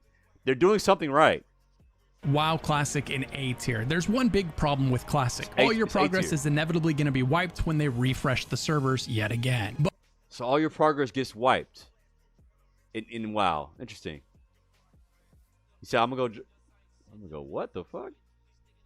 Anime boost. TMI, bro. Nobody needs to know all that. You said it fails in looks, so it fails to get me in the door, right? 100%. You said put it in C tier. Looks like at A tier. You said look like someone who you said you look like someone who. No, I don't. You said be real though. Is it an animal? Nah, it's not. Is it an animal? What the heck? You said WoW story is S tier. Okay, WoW storytelling. You said ESO and D tier for sure. I think they do rank ESO in here. Where's ESO? Okay, they rank all of them. They rank all of them. Let's find out. When they do finally release Old School WoW or WoW Classic Plus or whatever they end up calling it, I have no doubt I'm going to put this legend back into S tier. Next up, we have Ion, which was conveniently named because that's exactly how long it took you to Somebody was telling me about this MMO. Level up in this game. Good one, Billy! This is an interesting one because it does have a sequel that's going to be arriving soon. Its sequel is one of the few MMOs coming out in the near future. The only problem with this game's sequel is that it's planned to be a mobile PC cross-platform game. Oh, it's a mobile PC? I mean, mobile PC. I mean, at least it's still on PC, though. And we know what that means. Mobile monetization. Mobile monetization, yep. You said ESO remake win? They need to. So imagine everything gets wiped in every update with ESO. Yeah. Yeah, I don't know if I can play a game that wipes everything, but I guess it keeps it like fresh for new players. You see, because people playing in the early 2000s are still living in mom's basement playing WoW all day. Dang, that's crazy. You said it's super vid? You said, damn. You said Iron 2 is pay to win as hell. Don't do it. It's super vid. Okay, damn. But as for the first Ion, launched in the East in 2009 and in the West in 2010, this game saw a ton of success in Korea, but it just couldn't seem to retain its players here in the West, likely because of the fact that it takes so long to level. It went free to play in 2012, and with that change came pay for convenience and pay to win transactions. Pay to win transactions, okay. You said mobile makes so much money. I hate it as an MMO consumer, but from a business point of view, it makes sense. Oh, absolutely. If it's making money, then hell yeah. This game was actually very unique when it launched. It was gorgeous, and gliding around the zones was a ton of fun, but the grind that it asked of me was just a little bit too much for my taste. Unfortunately, today the game is now a shell of its former self, and might be fun to play for the nostalgia, but it's no longer the game that launched back in 2010, thanks to all of its over-monetization. So for all of those reasons, we're going to put Ion into the C tier. Next up, we have Albion Online, a free-to-play PvP MMO. Albion Online. Somebody told me about Albion Online. Was that you, Aggro, told me about Albion Online? Or who told me about this game? You said I won't play a game that wipes progress every few months or years? Yeah. I don't like that either, bro. See, I just need a good rogue gameplay to be invested in MMO. I can't lie, I'm a sucker for it. Okay. A rogue gameplay. Okay. That's why you like Nightblade so much. Interesting. So WoW must not have much grind. Well, they reset everything. This one launched in 2017 and has done fairly well at growing and maintaining its player base. It's a classless MMO in which the gear you wear determines the abilities you'll use. It's got a massive passive tree to work your way through, and this is probably the best full loot PvP MMO available if you're looking for one. But you can walk up to the shop and buy the best gear in the game with cold hard cash anytime you want. This kind of pay for power in PvP centric games is just not it for me. I don't know if I could play a game that's like third person like that, like all the way up there. Like from that one caveat, it's actually a really solid entry. So I'm going to go ahead and put it into B tier. B tier. Now, the next game on the list has hundreds of millions of players, making it one of the most popular games in the world. And now is probably the most exciting month in its history. That's because they partnered with 20th Century Games to bring the most dangerous hunters in the galaxy into the game. Now you'll be able to play as the Xenomorph, who can infest its enemies just like in the movies, allowing it to revive itself on the battlefield. The Predator is also coming to the game with the ability to evade enemy skills before unleashing massive damage with its counterattacks. Players can get the legendary champion Xenomorph for free simply by logging into Raid for 7 days starting on November 24th. This is a limited time event, so start now. Players can also complete the Elite Champion Pass to get Predator. My favorite part about this game is that I can play it while I'm watching YouTube. Oh, it's an ad. Oh, my bad. This is an ad. My bad. Ha ha ha. Okay, this is the ad. Okay, my bad, dude. My bad. I was like, is this the game? So E-Man locked in like it's okay, let's get it. I was like, what is this game? I was looking at it. Okay, let's skip this. Okay, my bad, dude. Very champion Predator. And use one of these. Next up, we have an old school classic, Anarchy Online. My bad, y'all. My bad. You said transition to ad was bro. That transition was smooth, bro. I was like, I thought they was talking about the next game, bro. That shit was so smooth, man. I thought that was the next game we're looking at. It was an ad. Okay, my bad. Dang.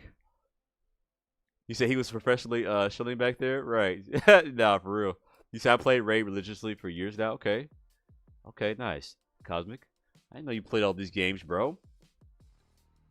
He says, does D&D have a hella good Predator game mode? I'm not sure. So E-Man, you said E-Man was the intended audience for that ad, bro. Almost got caught. No.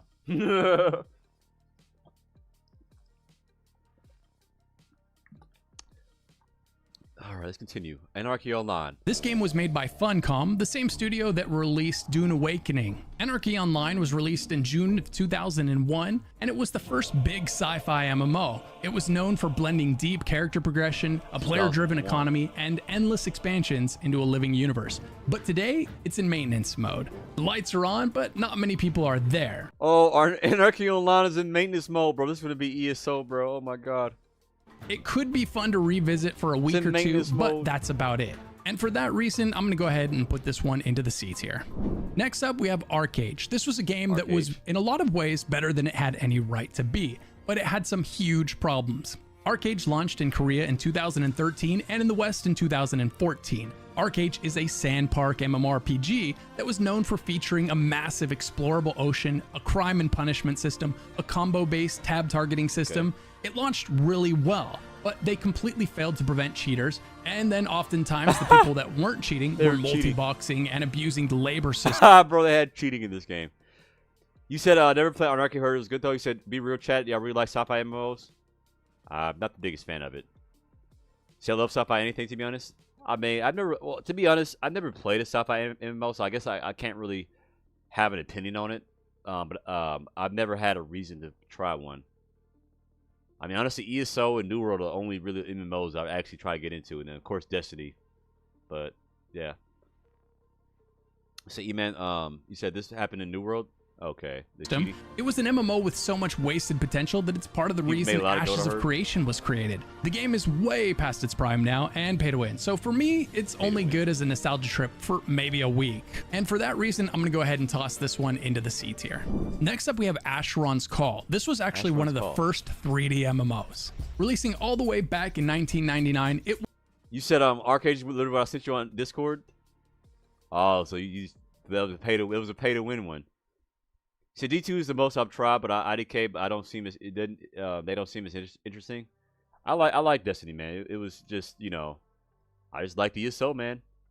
wasn't as popular as EverQuest, but it still had a huge and loyal fan base. It had a massive, seamless open world half a decade before World of Warcraft would release. It could support massive amounts of players on.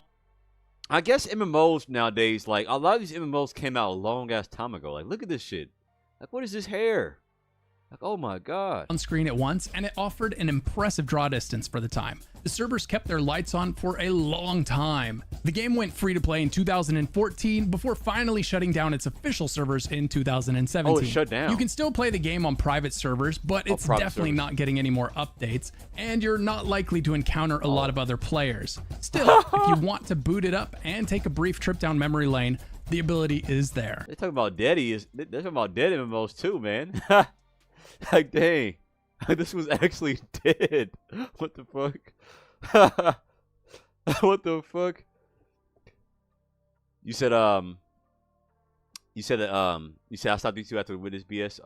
The game used to be fire. You said I did too, but I played it recently, but it's not terrible if you play casual. Yes. So Final Fantasy 14 is just a better game, but the subscription system. You said PvP skill gap used to be insanity. You said you play okay. You said E-Man, I sent you a solid informer video in Discord as well. Okay, see less.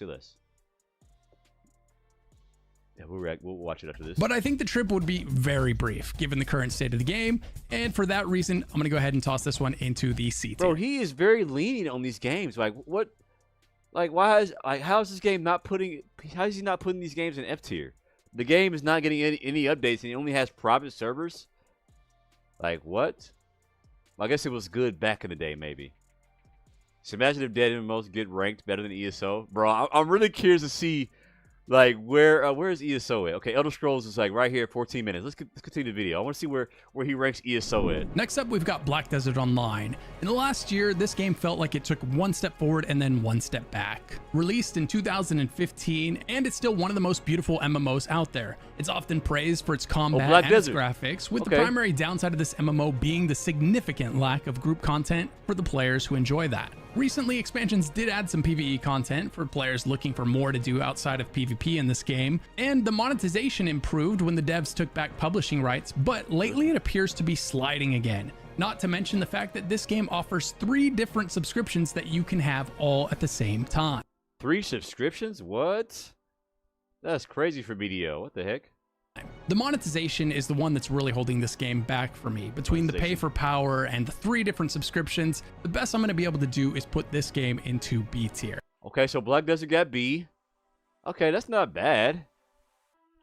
Come on, Slampire, how you doing? So imagine if you said his list is poo. Oh my god. So you said BDO PvP is so good, just the grinding is brutal. Okay. But I could easily see PvP players putting this one higher because frankly, they don't have a lot of other options.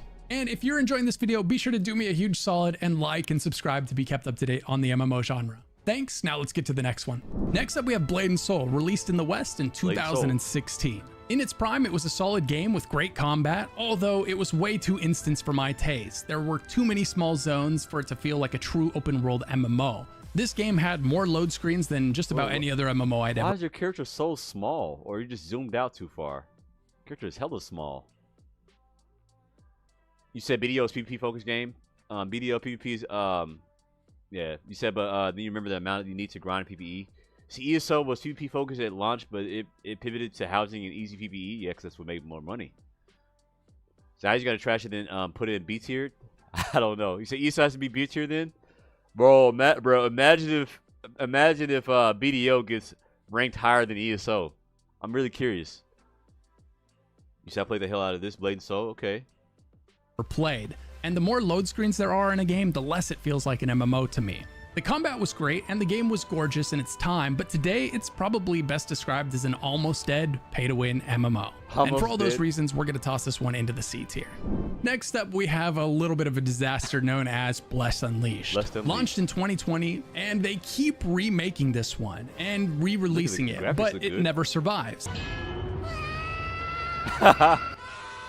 Is it the pay to win? Is it the lack of depth? Maybe it's all of the above. There just seems to be a lot missing from Bless Unleashed and its predecessors, and it might be time to make something entirely new. The game wasn't great, the monetization wasn't great, there just weren't a lot of positive things that were great or memorable about this game. And for those reasons, we're going to put this one into the F tier. Dang, they put it in Next F up, tier. one of the newer games on this list is going to be Brighter Shores, released back in 2024. They remade it so many times. After its first year, it's already sitting down at as low as around 200 players on Steam. Oh my God, Brighter Shores, 200 players. Oh, that's terrible. Oh my goodness, that's bad for it. I guess. I mean, then again, like people could play the game with a launcher, but still, just 200 on stream is crazy. That's really bad. Surprisingly, this is made by the same guy who made RuneScape, but it doesn't seem to quite have the same appeal yet. It's made by the guy who made RuneScape. When did this game come out? Next up, one of the newer games on this list is going to be Brighter Shores, released back in 2024. After its first year, it's already sitting down at as low as around 200 players on Steam. Surprisingly, this is made by the same guy who made RuneScape, but it doesn't seem to quite have the same appeal yet. It launched into early access, and perhaps that's the problem. It was too early, judging by player retention. This game is a long way from being ready to release, perhaps too far. And for that reason, I'm going to be dropping it down from B tier to C tier this time. There's just not enough of a game here to make it worth choosing over its competitors. Next up, we have another one of the OGs, Dark Age of Camelot, released all the way back in 2001. This game was one of the pioneers of open world PvP done right in the MMO scene. Dark Age of Camelot left a mark on the MMO genre more visible than almost any other MMO today. Its tri-faction open-world siege warfare system was so popular that it was the foundation for PvP in massive MMOs like Elder Scrolls Online, Warhammer Online, and Guild Wars 2. You can still play. Oh, so this was like the what? What do you say about it? Dark Age of Camelot? Foundation for PvP the foundation for PvP. Okay, interesting. So the whole like sieging keeps that was like this game's idea first. Interesting. So this is like D&D mapper game. You said, should DCUO used to be my game back in the day? Okay. So this is the original Cyrodiil. Oh. So Dark Age of Camelot was huge. Okay. All right, Callum. You said this is Realm versus Realm RBR. Okay, so this is what you were talking about. Realm versus Realm. You said that's twice as many as ESO. That's funny. Now we're gonna look at the Steam chart here in a little bit to look and see. I love looking at y'all chat. That's something we're gonna start doing, chat. Like pretty much at the end of every stream, we're just gonna start checking the Steam charts of every MMORPG. Just to take a look and see how they doing. Yeah, came to 2001. Okay, you said, bro, DCUO used to be my game too. Okay. You said DCUO. I won DCUO 2 as well. Okay. You said they don't mention this, but Siege PvP and WoW took inspiration from this as well. Oh, really? So DCUO was a big thing. I've never heard of this game. Interesting. Very interesting. Okay. So I remember reading DAOC devs worked on ESO PvP. Okay. Of MMOs like Elder Scrolls Online. You said the great accessor of ESO. So I bet that server better than ESO, really. You said DCUO never got ported to UE5. It was a waste of potential. Online, Warhammer Online, and Guild Wars 2. You can still play DAOC today, and it still boasts a small but loyal player base. This one is a long way from its prime, and like I said, other games have come and done what it did, but better. And so for those reasons, the best I can do for this old dog is put it into the C tier. Next up, a superhero MMO, DC Universe Online. DC Universe Online. Bro, I played this game. This game came over to for console one time. I remember playing this game. DC Online was really DCUO was really fun. You said DAOC, my bad. Okay, y'all were saying DC, like, that was the next game we were talking about. Okay. I was like, why is everybody saying DC DAOC? You said I won DCUO 2 as well. Okay. You said online is in Batman. Okay. You said Warhammer April Reckoning shut down, but it was revived by former devs in Warhammer Return or Reckoning. Okay. You said Latro was fire. Yep. Okay. Yeah. Okay. This one launched in 2011, and I have yet to personally get into superhero MMOs. I'm not sure why, but they've never called to me like a fantasy MMO or a sci-fi MMO. But I know a lot of people enjoy this game. And actually, a good number of people still enjoy it today. Servers are up and running, and for all of those reasons, I'll go ahead and toss this one into C tier. It might be fun to revisit for a little bit, but I don't think it's getting enough content to be your main game in 2026. Next up, we have probably the newest MMO on this list, and that's going to be Dune Awakening. All right, Dune Awakening. I'm really curious to see how this, because this MMO I've been looking at too. And I know a lot of other streamers have been covering this game, and this game came out this year. So this game is cool? Okay. So now I was talking about DC Universe Online. I was OP in that game. Okay. Dune Awakening launched back in June of 2025. I had a lot of fun with this game until work pulled me away from it for 1 week, and I came back to find out that my house and all my vehicles and everything that I had spent weeks collecting was gone. I'm not positive, but I think I failed to pay taxes or some such thing, and I had never played a game that took everything from you in one. Bro, this game takes everything from you? That's crazy. So I love Dune Awakening, but in-game is fun in the deep desert. You said, bro, everything is C tier. Big facts. I'm trying to wait to see what the S tier games are. Like not even WoW. Did WoW? I don't even think WoW made S tier. You said Iris no Noctum. You said I don't need like that. I want a relationship. But the hell, bro? Come on, man. One foul swoop like that, and I haven't booted it up since. It's a shame. I was having a good time until that point, but games that force you to periodically log in under the threat of everything you've earned being erased is kind of like being asked to play a game with a gun to your head. True to Funcom's form, the endgame was built around you wanting to log in and PvP, so if either of those things weren't your flavor, you probably haven't logged into the game for a while. Cool. Sadly for Funcom, this game now has less people playing it on Steam than their previous entry. Damn. 4,000? Bro, what the fuck? It only bro, Dune Awakening only has 4,000 on Steam, bro. ESO is doing better than that. What the fuck? Nah, no way, bro. What is going on with Dune Awakening? Is this shit dying already? You said RS no knocked him? What do you mean? You said I feel like it's a bit niche. Okay.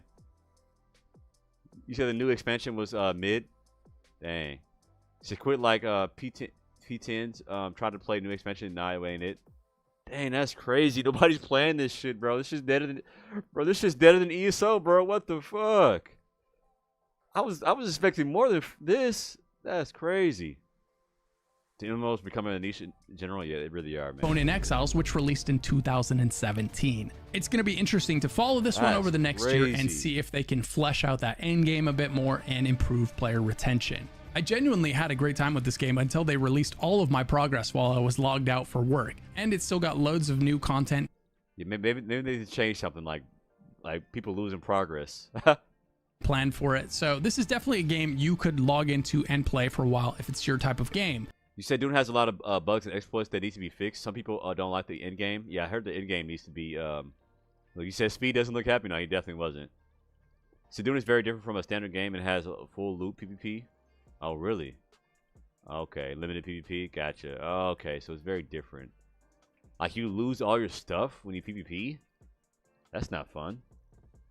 And for all of those reasons, I'm gonna go ahead and toss this one into the B tier. It still got B tier though. What the fuck? What is this guy's ranking, man? He still got B tier? Bro, he's got to be paying. He's got to be getting paid by some of these people, bro. No way. How he put all these other ones in C tier, but the dude got B tier? Like what? You said Dune is not even MMO, by the way. Oh, it isn't.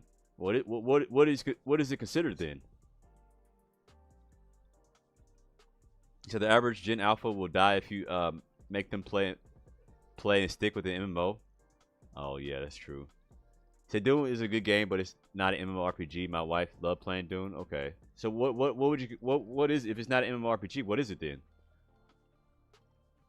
Like what does it fall under?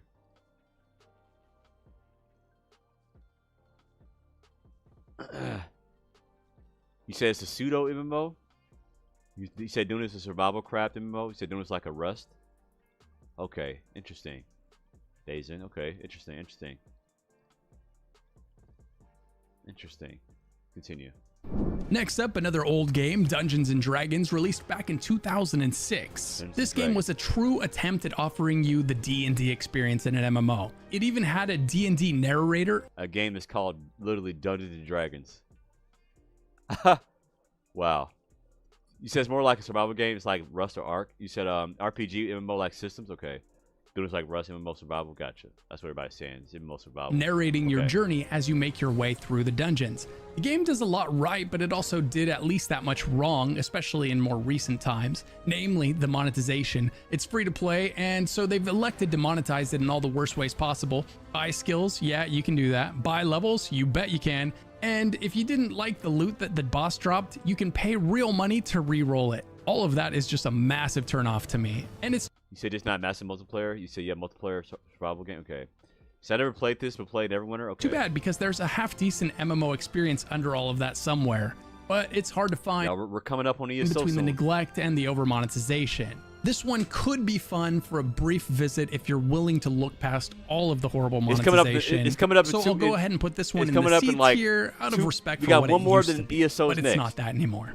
Next up, an MMO that died as fast as it arrived, Alien Online. This game launched pay to win, and unfortunately for it, it wasn't good enough for players to want to spend time in the world in spite of that.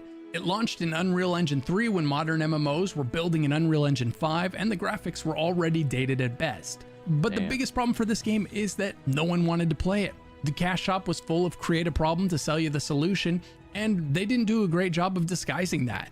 The combat was actually decent, and as always, I can't help but wonder what kind of success it might have had if it focused on creating a good experience instead of getting you to open your wallet. Unfortunately for Alien, they didn't do that, and so the game was shut down in less than a year in the...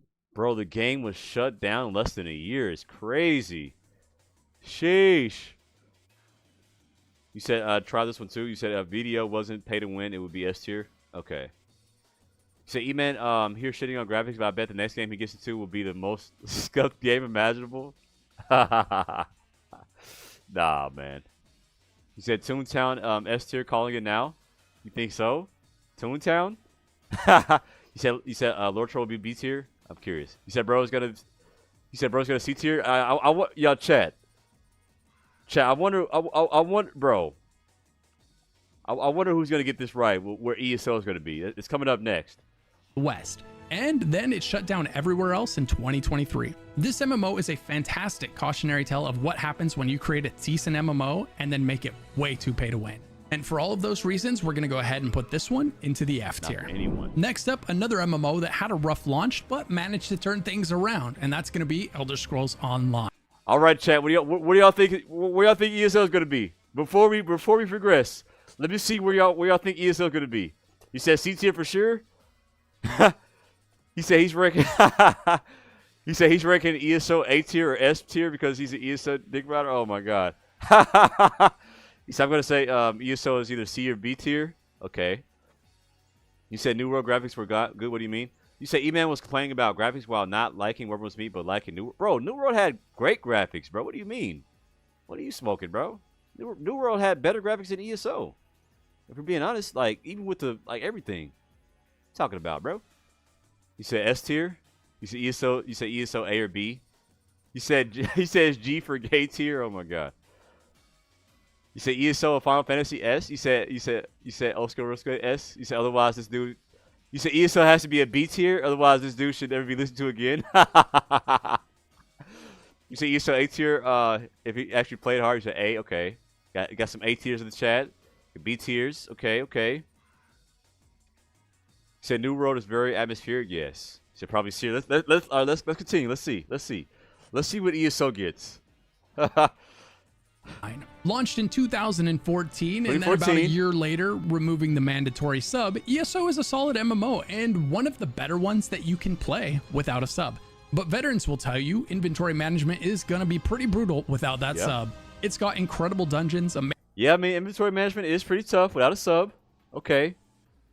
But I mean, you could definitely still manage. Amazing voice acting, and a lot of stuff you'll love from the Elder Scrolls franchise. The game features an action combat system, and its biggest strength is probably that ESO is one of the only MMOs that doesn't require a sub, while also being one of the least pay-to-win MMOs on this list. Bro, what? Least pay-to-win? Is ESO the least pay-to-win? Bro, ESO is pay-to-win like a motherfucker, bro. What you mean? Like, come on now. It's the least pay-to-win? I guess I can't really have an opinion on that because I haven't played the other MMOs. You said ESO is not very pay to win? You think so? So then that game is ass. Imagine playing ESO. Oh my god. You say ESO is my favorite MMO besides its flaws? See, that doesn't ESO is automatically some of the nicer aspects of the game. He says not anymore. See, ESO is one of the new few MMOs that actually has full voice acting. Many MMOs have only some or minimal voice acting. Big plus for it. So have you seen BDO Thorn Liberty? Okay. He said Mythics are pay to win? Yeah. He said one of the least pay to win, most predatory though with Crown Store? Okay.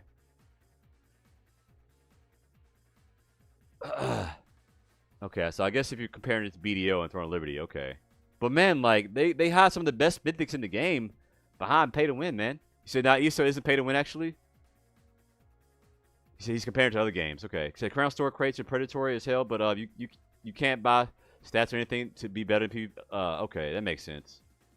Well, I guess for gear, I can see that. I can see that. He says pay for convenience, not pay to win. Okay, I can see that. I can see that. My bad, y'all. My bad. That was I can see that. Just because some of the mythics are also like certain mythics don't make you better at the game. Like certain mythics don't give you like a solo advantage, right? Like Monomyth is like behind a paywall, but like Monomyth is not necessary for PvP. Like you can easily get by with Markin, you know, Death to His Feet, and those aren't locked behind DLC. So I can see ESO not being pay to win. But you know, you do pay for convenience, though. I will say ESO is a pay for convenience, which that's okay. Paying for convenience isn't a bad model. I feel like. So ESO is way less pay to win than most of the other MMOs. Yeah, I can see that for sure. For sure, I can see that. That was my bad for just automatically thinking that's pay to win for sure. That's my bad on that. You say ESO isn't pay to win at all. Crown crates aren't even predatory. Other MMOs are way worse. You said Monomyth is none needed. 60 mythic. Throne of Liberty has 500. It must have weapons. Okay, gotcha. Okay, I can see that. Because to be honest, ESO isn't directly pay to win. You pay for expansions to get access to sets that are insane, but are tied to story dungeons, trials, etc. So ESO could be GOAT if devs didn't sabotage. Yeah, it really could. Okay. So if sets that cause you to perform better than other sets you would use from base game, then yes, by definition that is pay to win. Yeah, but like certain sets, like you can still get by with the basic sets. And like I'm pretty sure like some of the mythics you don't need DLC for. Like I'm pretty sure Markin. Do you need DLC for Markin? Or wait a minute, don't you need? Hold on. For some of those mythics like scribing, right? Or like for like what's this shit called? For excavating, don't you need DLC for excavating to even get a mythic? Don't you need DLC for that? Because you okay, yeah. So you do need DLC for the You say you need Greymore. Said you need to pay for DLC. Okay. So yes, you do need DLC for the mythics though. So Gearworks 2 is same pay to win for quality of life stuff, but at a certain point you don't even need to pay for anything. You just buy their currency with gold. So yes, you do need Market. You need Deadlands. Okay, you need Deadlands. Okay, so Market is Deadlands DLC. Gotcha. Okay, gotcha. My bad. Okay. So current crates aren't predatory because most of the stuff in it aren't good, so you don't feel the FOMO. Yeah, they are predatory, but they definitely, you know, put it in your face for sure. You said when Oaken first came out and people could spam Corel back in the day with the right setup. So used to. Okay. So DLC is content that's not pay to win. Pay to win would be like being able to pay for 20% increased damage buff. Right. 100%. Well, there are some people who are making a point with saying like certain sets that outperform other sets is still considered pay to win. Like you not having access to mythics, and it's tough to PvP without a mythic. I mean, you definitely still can, but you're gonna have a much better experience with the mythic. So I guess that's just different forms of pay to win, but I don't think it's direct pay to win. You said go fight the #1 BDO player without pay to win gear. You're losing 10 million times in a row and never touching his health bar. I mean, you could say the same thing about ESO too. I mean, go fight Meep without pay to win gear or like, you know, mythics and stuff. Go fight Meep, you know, without mythics and see how that fight goes for you.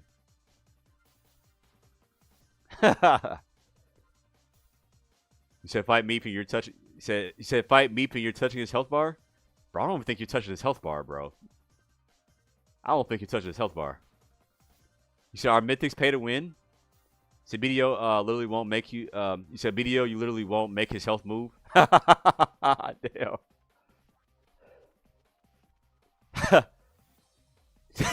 His health won't move. You said ESO is more so pay to compete, not so much pay to win. Okay, I like that analogy. So ESO is more pay to compete. I like that analogy. It's pay to compete, but not pay to win. Okay, that makes a lot more sense. I like that. I like that analogy. That's a lot.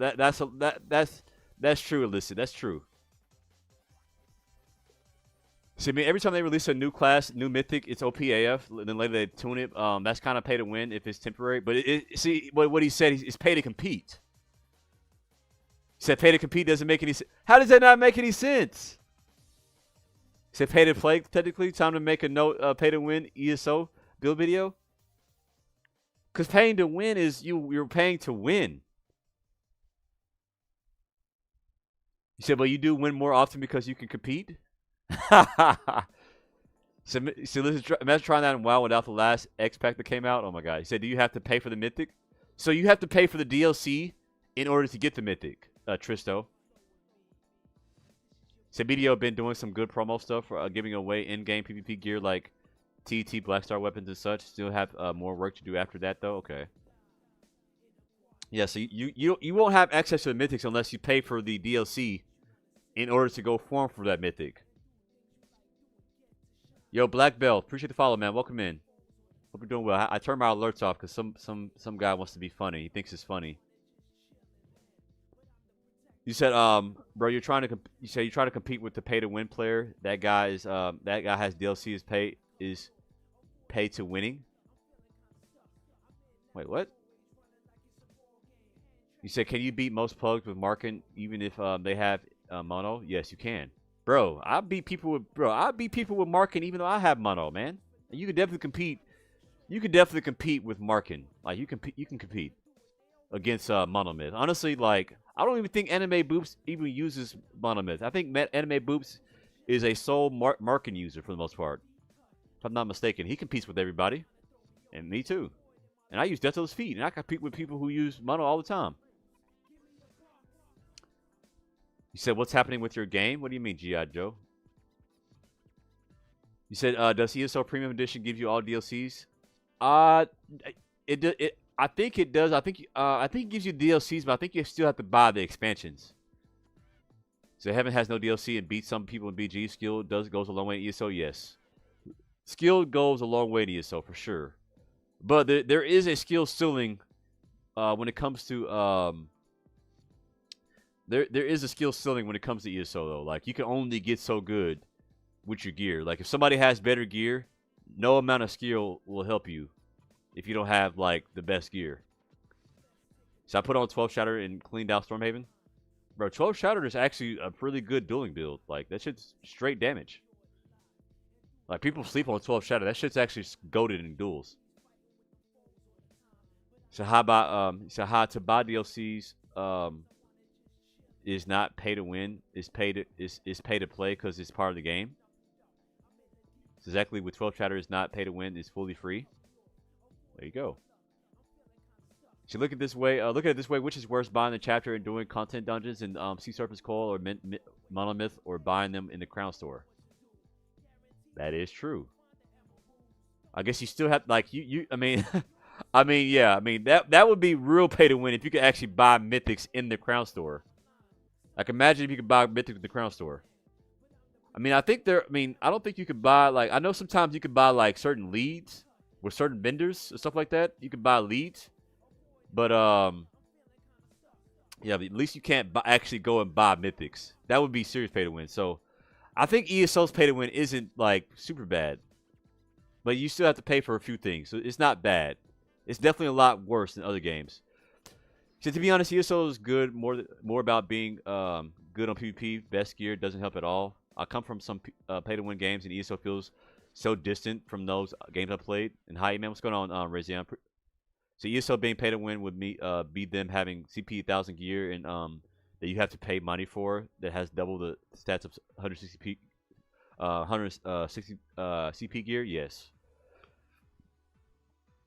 You said big thing about ESO is the gear helps, but at the end of the day, time invested is respected the most part. That's something that ZOS can't give casuals. Yes. You said I beat people dueling on an alt account using my 200 CP market wretched rally. Okay. 100%, man. Like, no amount of money you can spend in ESO to beat it like actual good player. Like nobody can spend like so much money in ESO and still go and like beat Meep or beat React Faster. You know, play people like that. You said the pay to win stuff is like buying the Citric Mage skill stuff line, yeah.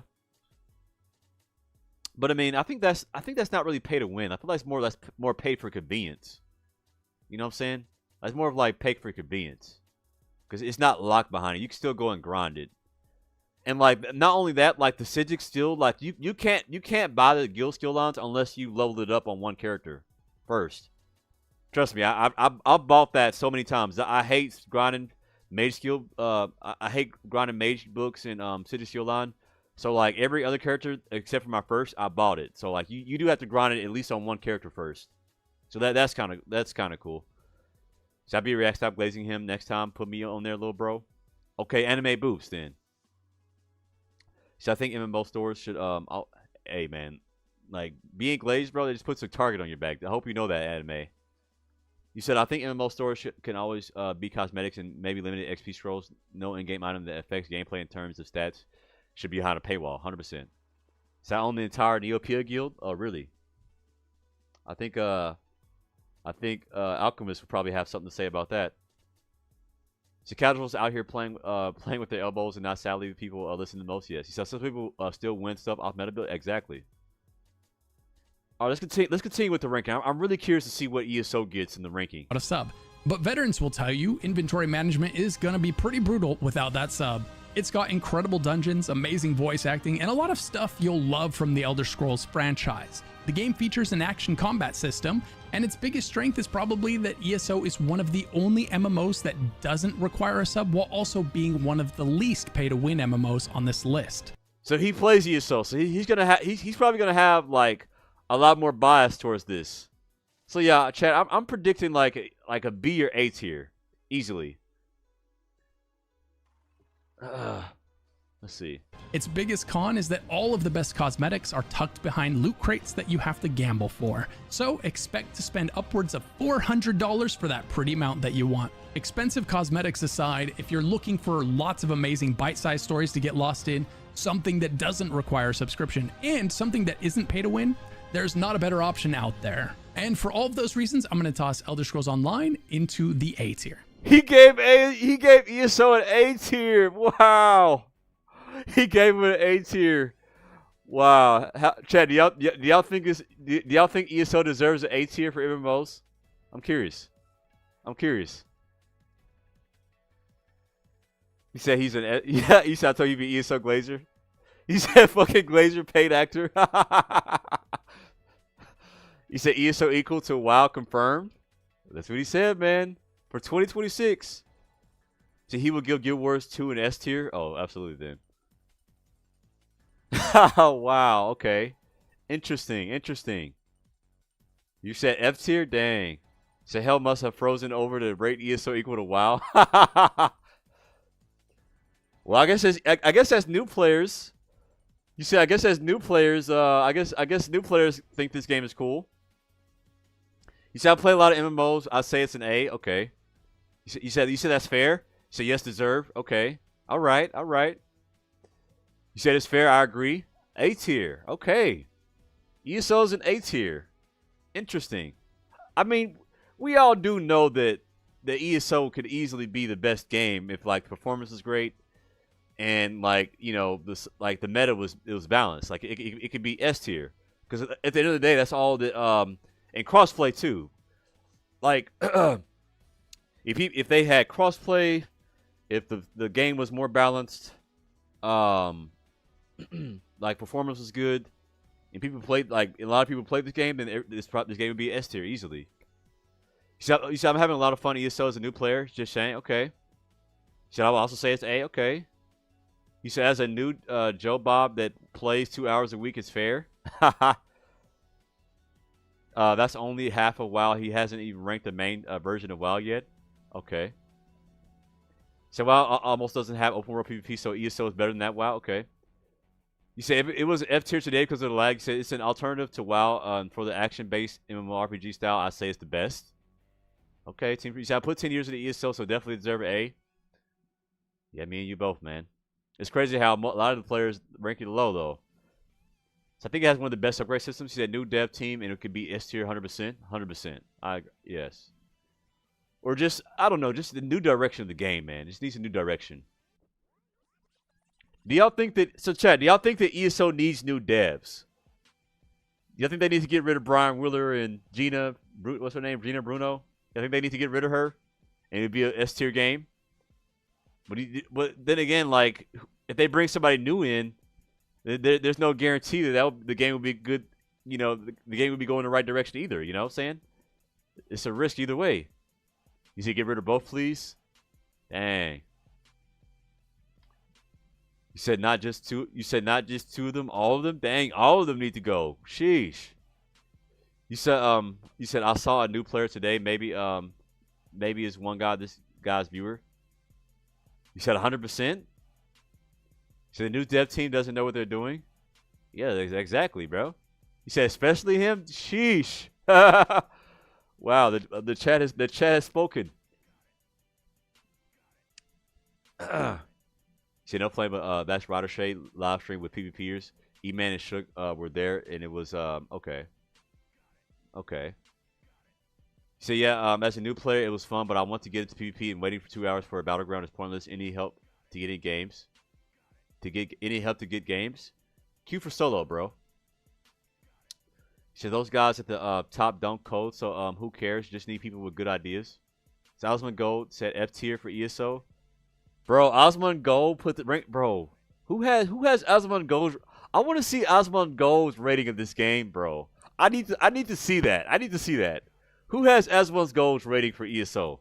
He put this game at S tier. I need to know his reasoning for putting this game at F tier. So email update 48 announcement stream. The dev literally died while using God mode. What the fuck? How do you die while using God mode? So I'd rather it die with new faces than these two clowns. Dang. So he hates ESO. I see. So new people will be worse. The problem isn't the people, but the fact that they need direction. The incentives and resources to design we need from them. New dev team will put a game in this old. In the shitter. Say he hated ESO. You say he played for like 3 hours. That's it. That's crazy. That's wild. Okay, let's continue. A tier. Next up, we have EVE Online, probably the most successful space MMO on the list. EVE Online launched in 2023 and is a great game. He said instead of E-Man searching for Asmon's ESO rating, he'd rather force slave labor to his stream. Slave labor to his stream? What the hell? What? Ain't nobody doing no slave labor, dude. You said I hate this game, to be honest. Talking about EVE Online. So, E-Man, imagine how people look if they took advice from you, Meep, and other players. Oh, absolutely, man. It would look amazing. Sassman is a gritter now. He ain't even an MMO gamer, so no one cares. Okay. The EVE is fun AF, but I put too many hours into PvP and mining at EVE. So now this is pay to win. EVE is pay to win. You say it's got good ideas. Okay. Still getting tons of support from its developers 2 decades after its launch. A couple of years ago, they overhauled the new player experience, drastically improving the first few hours of the game for new players. A lot of people absolutely love this game and have spent tons of time in it. And while I have thoroughly enjoyed my time in the game, it doesn't check a lot of the boxes that I personally want checked when I play an MMO. It is spaceships in space, which is amazing, but being that it lacks some of my favorite types of group content and questing, I'm gonna put this one into the B tier. And by the way, this one has the most expensive sub on the list at $20 a month, but that's still a fraction of the price of all 3 subs for Black Desert Online. So there's that. Next up, we have probably the most Just a fraction. What the fuck? Damn, why the fuck does Black Desert Online have like 3 subs? You say you go to bed now? All right, listen, bro. Thanks for hanging out with us tonight, bro. Take it easy, man. Say anyone who complains about ESO being pay to win doesn't understand that other MMOs are disgustingly pay to win. Okay, interesting. You say, E-Man, I post one of them when he looked at the Discord. Okay. You say, when are you playing a game? We're probably gonna, bro. We're not gonna playing a game, Anime Boob. Sorry. We're probably gonna play. I just switched to yellow, and I won't be able to go into Grey Host until the campaign restarts. So we're just reacting to content, man. I like this content, bro. I like doing this. We might make this to a video. We may never know. Well known of the original MMOs, and that's going to be EverQuest. Launched back in 1999. Besides, like I want to look at other MMOs as well, man. I like talking about other MMOs. This is one of the oldest MMOs, and surprisingly, this one still has a respectable population today. It's a classic. Before WoW, when no one knew what an MMO was, EverQuest was there, forging the path, and available on console. It was the king of the genre in its prime, but it's old now, and has long since handed over its crown. These days, it doesn't put out enough content to be my main MMO, but it could be fun to revisit for the nostalgia, and for those reasons, I'll go ahead and put this one into the C tier. Well, he's putting all Next up, the sequel to EverQuest, EverQuest 2. EverQuest 2 was supposed to be the next big MMO when it came out. At this point, you said some people play EverQuest 1999. Damn, that's crazy. That's super old. You said, can you play Fortnite now? You said, E-Man on the slurping market looking to lock his mouth on the next MMO. Stop it, dude. I think they talk about Wormwood's meat on here too. I want to see where he ranks. I also want to see where they rank Guild Wars 1 and Guild Wars 2. I'm curious to know like where they rank that one. World of Warcraft hadn't come out yet, so it was the successor to EverQuest, which was the most popular MMO at the time. It had everything going for it. But there were 2 massive problems. 1, World of Warcraft would release 2 weeks after it, and 2, its launch was a buggy mess. I don't think I was able to play this game for more than a week or 2 at launch, thanks to all of those bugs. So I would say that it's fair to say this one didn't fail because WoW came out. It failed because it just wasn't great. And it had some weird ideas like taking damage while crafting. People literally needed to pay a healer to keep them alive while they were at the forge. How's EQ? Taking damage while crafting? Like, whose bright idea was that? Taking damage while crafting? What the heck? Why should that be a thing? You said that MMO older. Some people. You said that MMO older than some people. These people in the chat. Yeah, that's crazy. 1999 is freaking wild for MMO. So it's not a perfect game, but a lot of people who complain about it haven't played other games. They don't have any idea how disgusting and how bad things can get. When people complain about balancing ESO, they haven't seen rogues in WoW 1-shot tanks, healers, and 1v-xer, and everything else. Oh my god, okay. So I just betrayed someone in Arc Raiders and took all his shit down. He said, E-Man, you coming to bed? Nah, bro, we're not coming to bed, bro. Nah. That is wild, bro. What the fuck? Doing today? Well, EverQuest 1 has more players than EverQuest 2. What the fuck?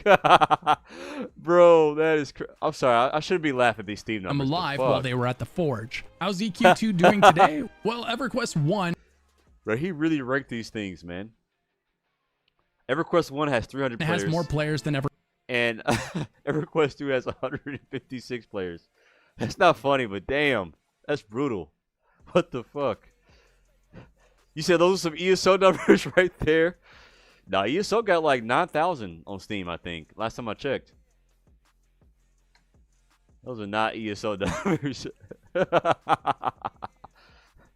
You say E-Man just left an arrow on your keyboard to go back 10 seconds on vids instead of skipping the timeline? Arrow? What arrow? Oh, my bad. EverQuest 2, and I'd largely attribute this to the fact that EverQuest 2 has horrible monetization. For instance, you can pay real money to resurrect your character in place after you die, or you can pay real money to repair your gear, and that's just the tip of that. You can pay real money to revive your character? What the fuck? That's crazy. Disgusting iceberg. It wasn't a great game at launch, but it wasn't the worst game in the world either. And for all of those reasons, I'm going to go ahead and put this one into the C tier. You might be able to go and enjoy it for a week or 2 today, if you can look past the monetization. Bro, paying real money to revive your player, like, right there is crazy.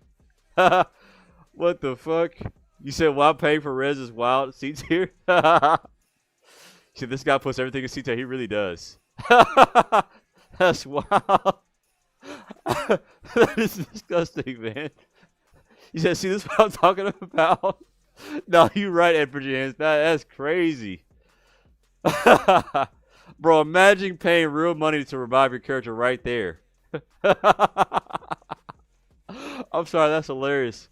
You see, ESO has its own launches too, so that many use. Yeah, I know. You said if I pay 10,000, I better take over the entire server, right? You said if other games did better than ZOS would have a reason to do it better. You said the real problem is that you got real evil corporate greed. Yeah, 100%. Next up, we have Final Fantasy XI, which launched in 2002, about 2 years before WoW. Up until a year or two ago, this one was still getting content added to the game, but then it was added to maintenance mode. Servers have been kept up, but support moving forward has been very limited. When this game launched in 2002, it was brutal. If someone in the group accidentally pulled one extra mob, they had effectively cost the group hours of experience. The XP loss on death, the arduous journey back to your group's grinding spot. Oh my, this looks atrocious. Fantasy XI was unforgiving and insanely fun back in its prime. Today, however, it's a lot more forgiving and a lot more casual and really nothing like it used to be. But its servers are still running and it still boasts a decent player base, but for the vast majority of players, it's long since been replaced by Final Fantasy XIV. The best part about this MMO... Are they all taking a mud crap, bro? Like, what is this? So this video will describe the most shitty game model and then proceed to place it in C tier? Right.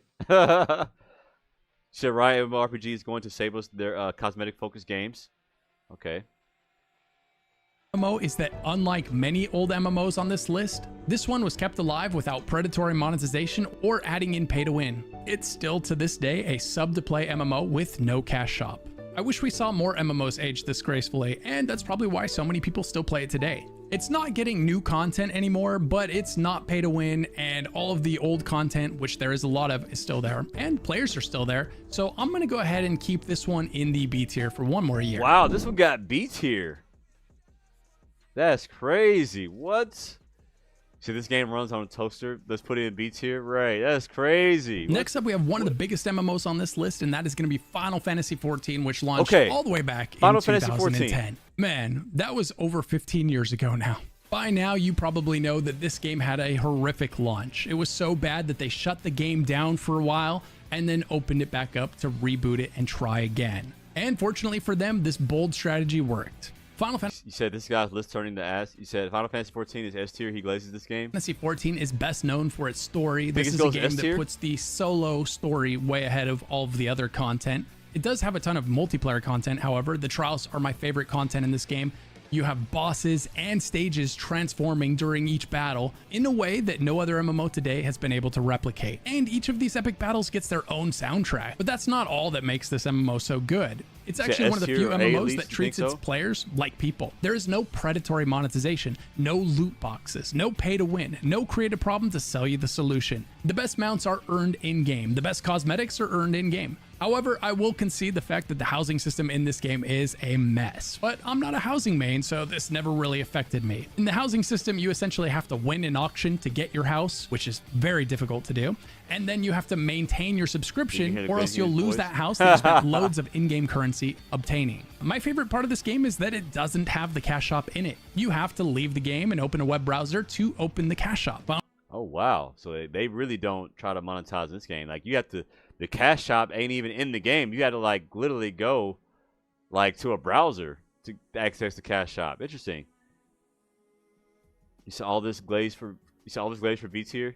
So I've been so sweaty in MMO. I've never been so sweaty on MMO on Final Fantasy 14 main tanking savages where extreme shit is difficult. Interesting. You said savages to extremes to shit in other games. Hard PvE. He said as much as I dislike League, I think Riot is the modern day Blizzard. And if it has the ability to make the next big MMORPG, I put all my chips on Riot. I need to look at Riot. Everybody keeps talking about Riot. What is this Riot game? Is that the game that everybody's like saying is going to save us? Riot? Like for ESO players, you feel like? So Final Fantasy 14 is great, but the PvP is ass. PvE is pretty fun. Okay. Interesting.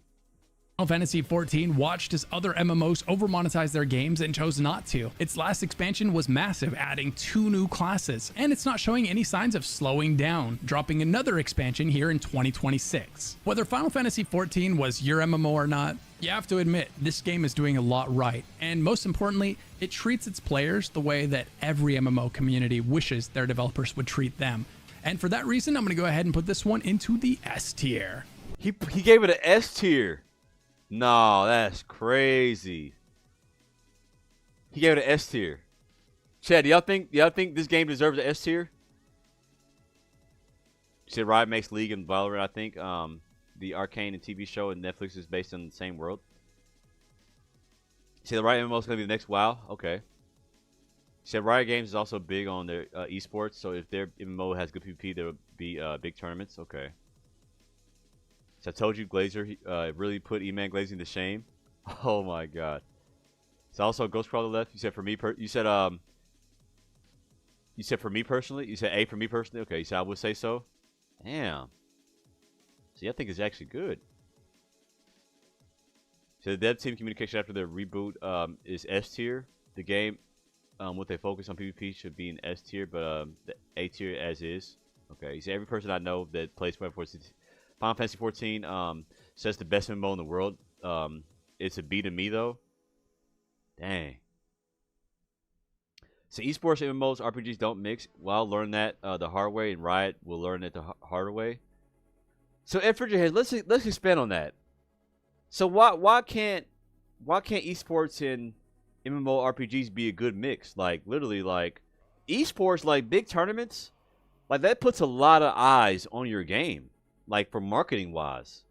Like imagine if you go to like a big tournament like Evo or like something like that, and you have esports that are putting odds on your game. Like how's that not good?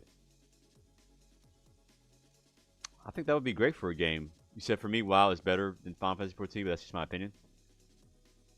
So did you do you VOD your reactions to ESO build reviews? I can't. Oh, to my anime boost. So the game would need to run well to be able to showcase it, right?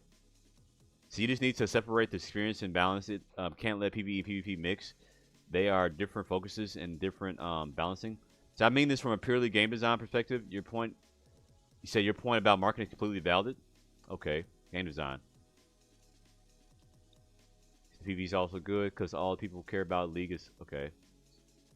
Interesting. Said Riot Games literally owns esports.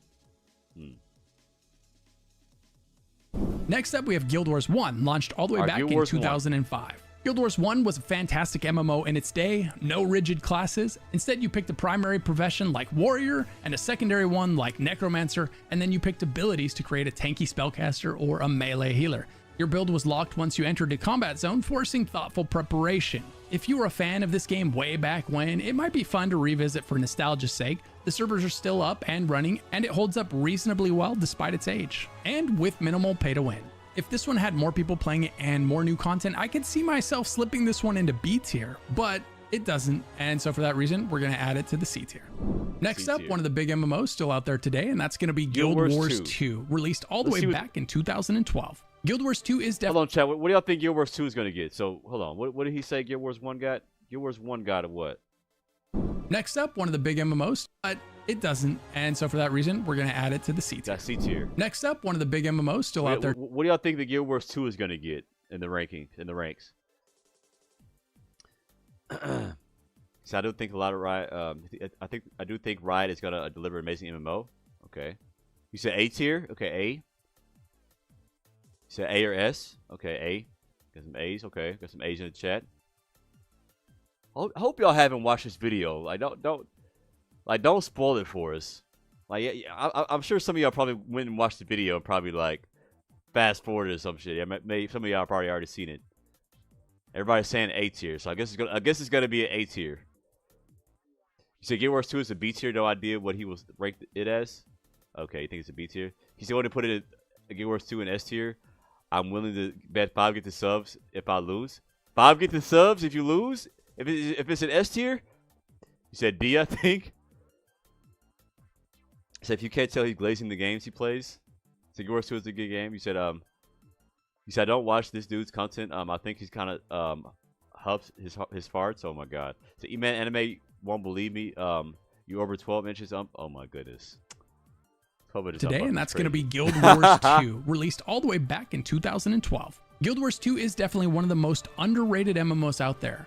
It's free to play. It's got a massive free trial, which includes the entire base game with purchasable expansions. So it's incredibly affordable to try and to get into if you like it. Great. Unfortunately for the monetization system in this game, that means all of the most exciting cosmetic progression is really rolled into the cash shop. But not all of it. It's got some legendary weapons that you can farm in-game that do look gorgeous. This game's mount system is by far the best of any MMO. It's got mounts that can fly, it's got mounts that can jump really high, it's got mounts that can go underwater, and as a result, it also has some of the best zone design I've experienced in any MMO. Oh wow, I've never seen this part of Guild Wars. Damn, it has like zone design.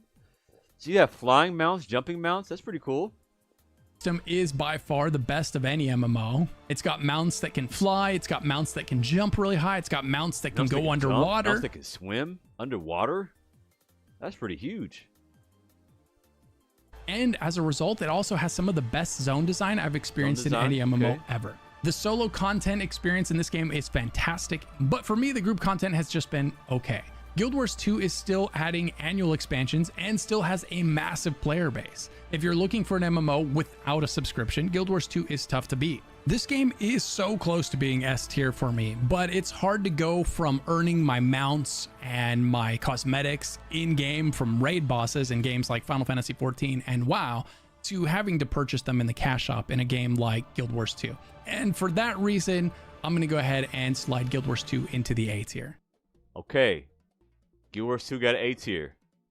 Well, F. Bridget, it wasn't S. It wasn't S tier, but it almost got S tier. Definitely almost got it. You said so while ESO was pumping money into some shooter, Guild Wars 2 was updating their server code and buying new server farm in North Virginia. This is why I found ZOS to be disgusting. Okay, so Guild Wars 2 had controller support. I play it more often.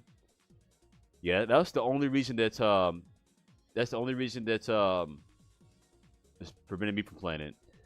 Yo, F. Bridget Hands, let's go, man. Appreciate the get to subs. Man of your word. Let's go. What's love to you, bro? Sorry, I got my alerts off. So there's a troll trying to get at me now. I have to turn my alerts off, dude. You said huge all maps. You said just read the online of that dev of Riot MMO is trying to hire New World devs due to the Amazon shutdown. Okay. Oh, really? Okay, so the New World devs are going over to the New World devs are going over to Riot. Is this true? You said they run 5 simultaneously zero state campaigns. Okay. So there is controller support for it now. I have a ton of friends who play Guild Wars 2 with controller. Okay. You 200 burpees. Yeah, I'm not sure what my next challenge is going to be. I do have to finish these squats. I am going to finish the squat challenge. If you want to put it into the S tier, I still have it. Totally respect that.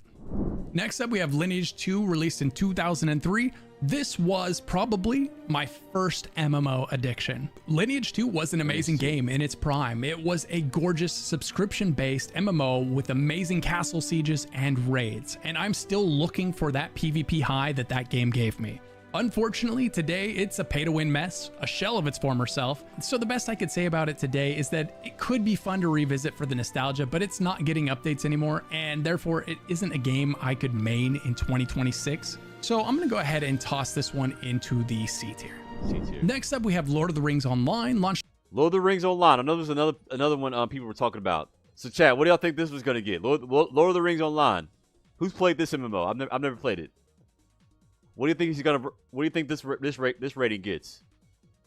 You said this one's is this the one you talking about? A tier? You said A or B? Okay. You said B.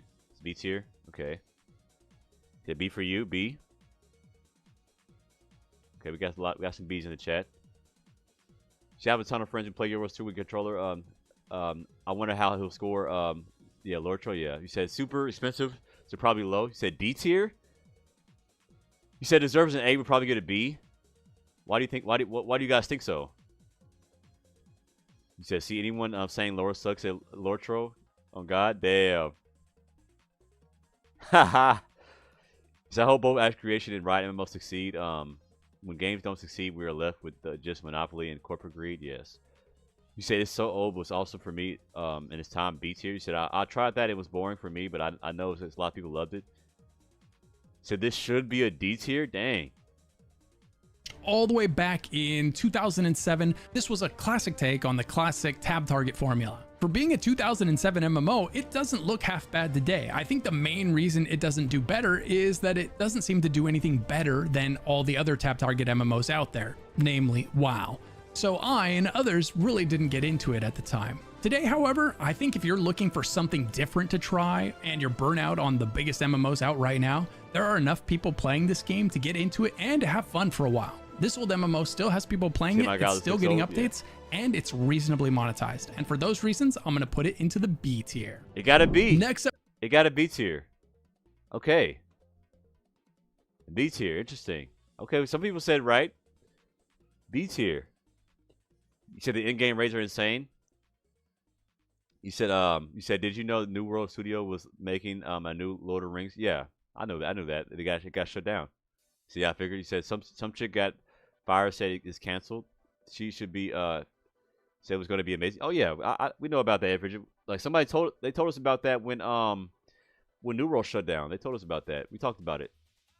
The Lord of the Rings MMO got shut down. The new one. Definitely old school combat, high skill ceiling. It was right. Yep, you're right. We have Lost Ark. Is this one Lost an MMO? Ark. Is it a casino? Nobody knows. Launched in the West in 2022, Lost Ark was a fantastic game that I thoroughly enjoyed my time in. Unfortunately, that was until I hit the paywall, where you are eventually forced to buy materials from the cash shop or create alts to do the same dailies every day on every single alt just to farm the materials you need to progress at a reasonable pace. This meant it quickly felt like a job. This game had how You said Lost Ark was dog shit. You said so Lost Ark was kind of dope. I played for a few weeks. Okay, so Lost Ark was fun. So I didn't like Lost LA. Okay, you said quit ESO a few months ago. Saw your stream and wanted to check the current status of the game. You watching this video explaining everything? No. Only reason that we're reacting to content, man. We're just I just swapped my main character to yellow, and I want to go to Greyhole, so I won't be able to go in there till the campaign reset. So we're taking this opportunity to react to some content. That's another thing that we do, man. housing, sailing, great zone completion activities, amazing dungeons. So this game has so much hype, but then it got doomed after discovering in-game wall. Damn. Psycho Guzal shooter in a Cleveland Clinic game came up for shingles. What the heck?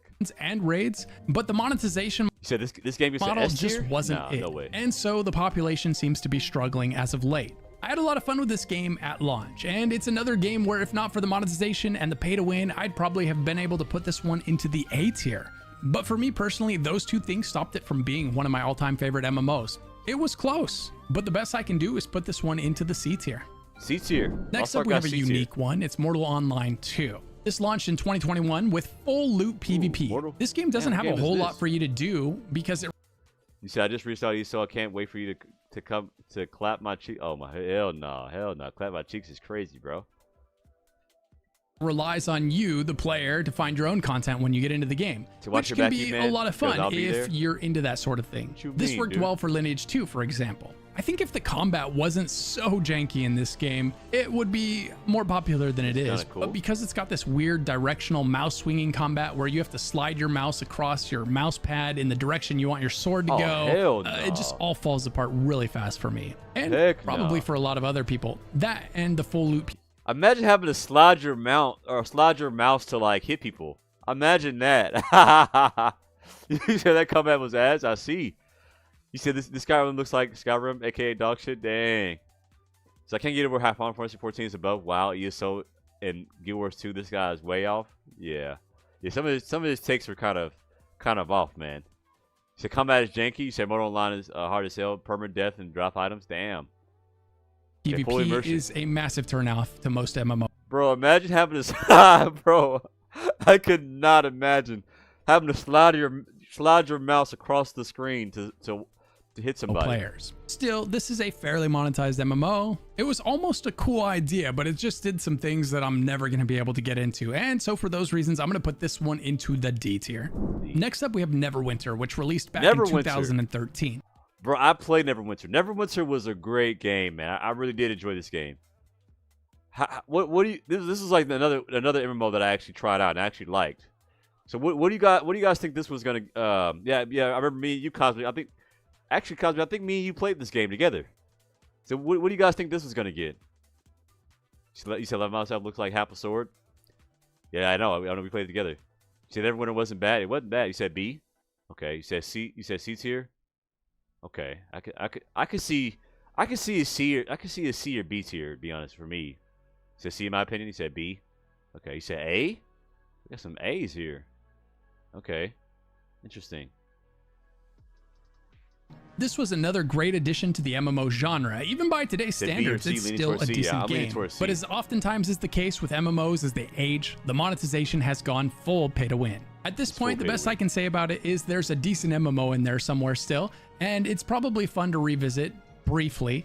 But the lack of new content and the current monetization model mean I could never make this my main MMO in 2026, and so I'm going to go ahead and put this one into the C tier. Yeah, C tier. That's what I figured. I figured it'd be C tier.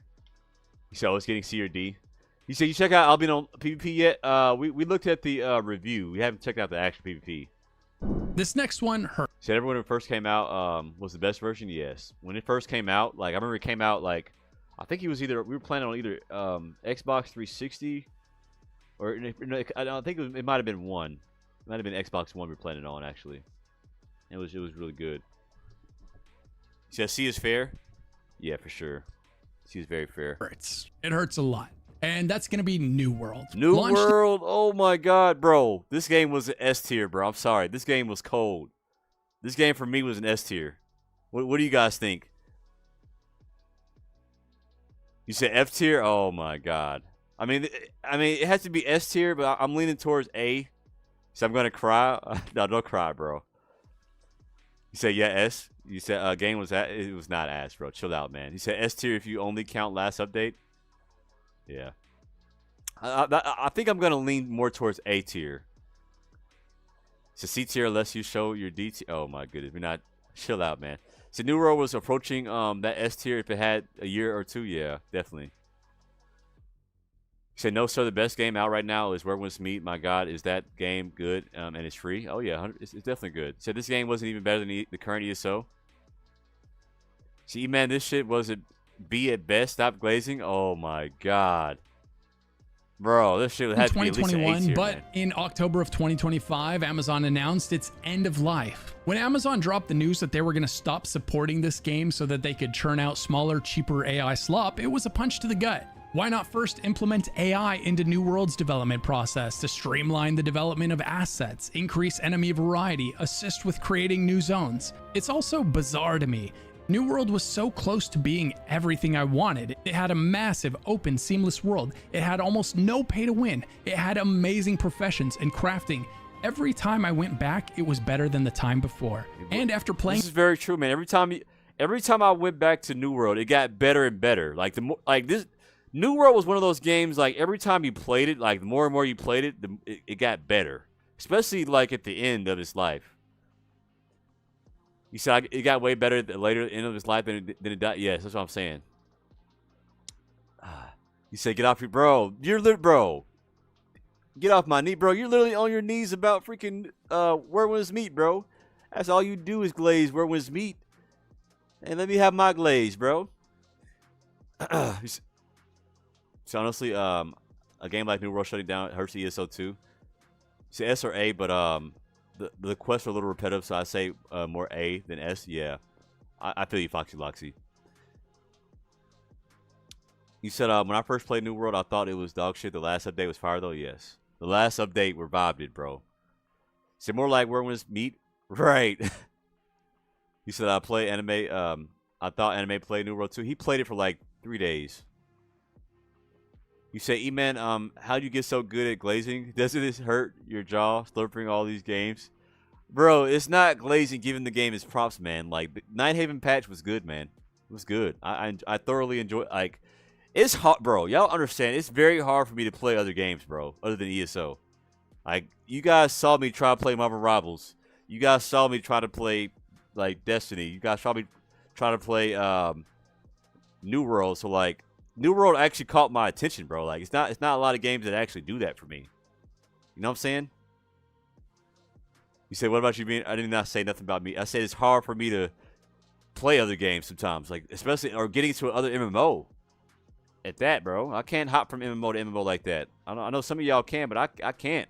In the most recent Nighthaven expansion, I was going to be placing this game as high A tier, even teetering on the verge of S tier for me personally, because my experience in the Nighthaven expansion and all of the group content that they added to the game now was that good. But now where do I put it? It's a fun game, and while I was writing this, the servers were packed with a queue to get in weeks after the expansion released, which makes Amazon's decision just feel all the more out of touch. It's currently an A-tier MMO experience, but Amazon's announcement torpedoed the game and probably its population, and therefore its population size. Not because the game was bad, and certainly not because it was unpopular at the time of its announcement, but because Amazon corporate shot it in the heart. And this might be the most relevant example of why Megacorps entering the games industry was probably the worst thing that ever happened to it. They will abandon an entire MMO that's aging like wine and its community the second they see the opportunity to use the next buzzword like AI in their next investor meeting. It's also tragic, and I totally recognize that AI is coming and we can't stop it. But I feel like we should be using AI to enable the devs that we have rather than using it to destroy them. So where do I put New World now? An incredible experience that just got announced its end of life, and the most weird MMO journey that I've seen in all my years of watching, playing, and covering MMO, right? I was gonna put it into A tier, but they just announced that in 1 year, the servers might be gone. So really, the best I can do for this one is C tier. Not because it deserves it. Oh, wow, he put New World in C tier. Wow, Chad, you guys agree with this? He put it in C tier. Wow, okay. New World in C tier. You said New World deserved A, but this is a tier list as games like getting into 2026 though. Like, should you be playing a game they're gonna take off the server though? You said F tier. You said literally dead game. You said what more?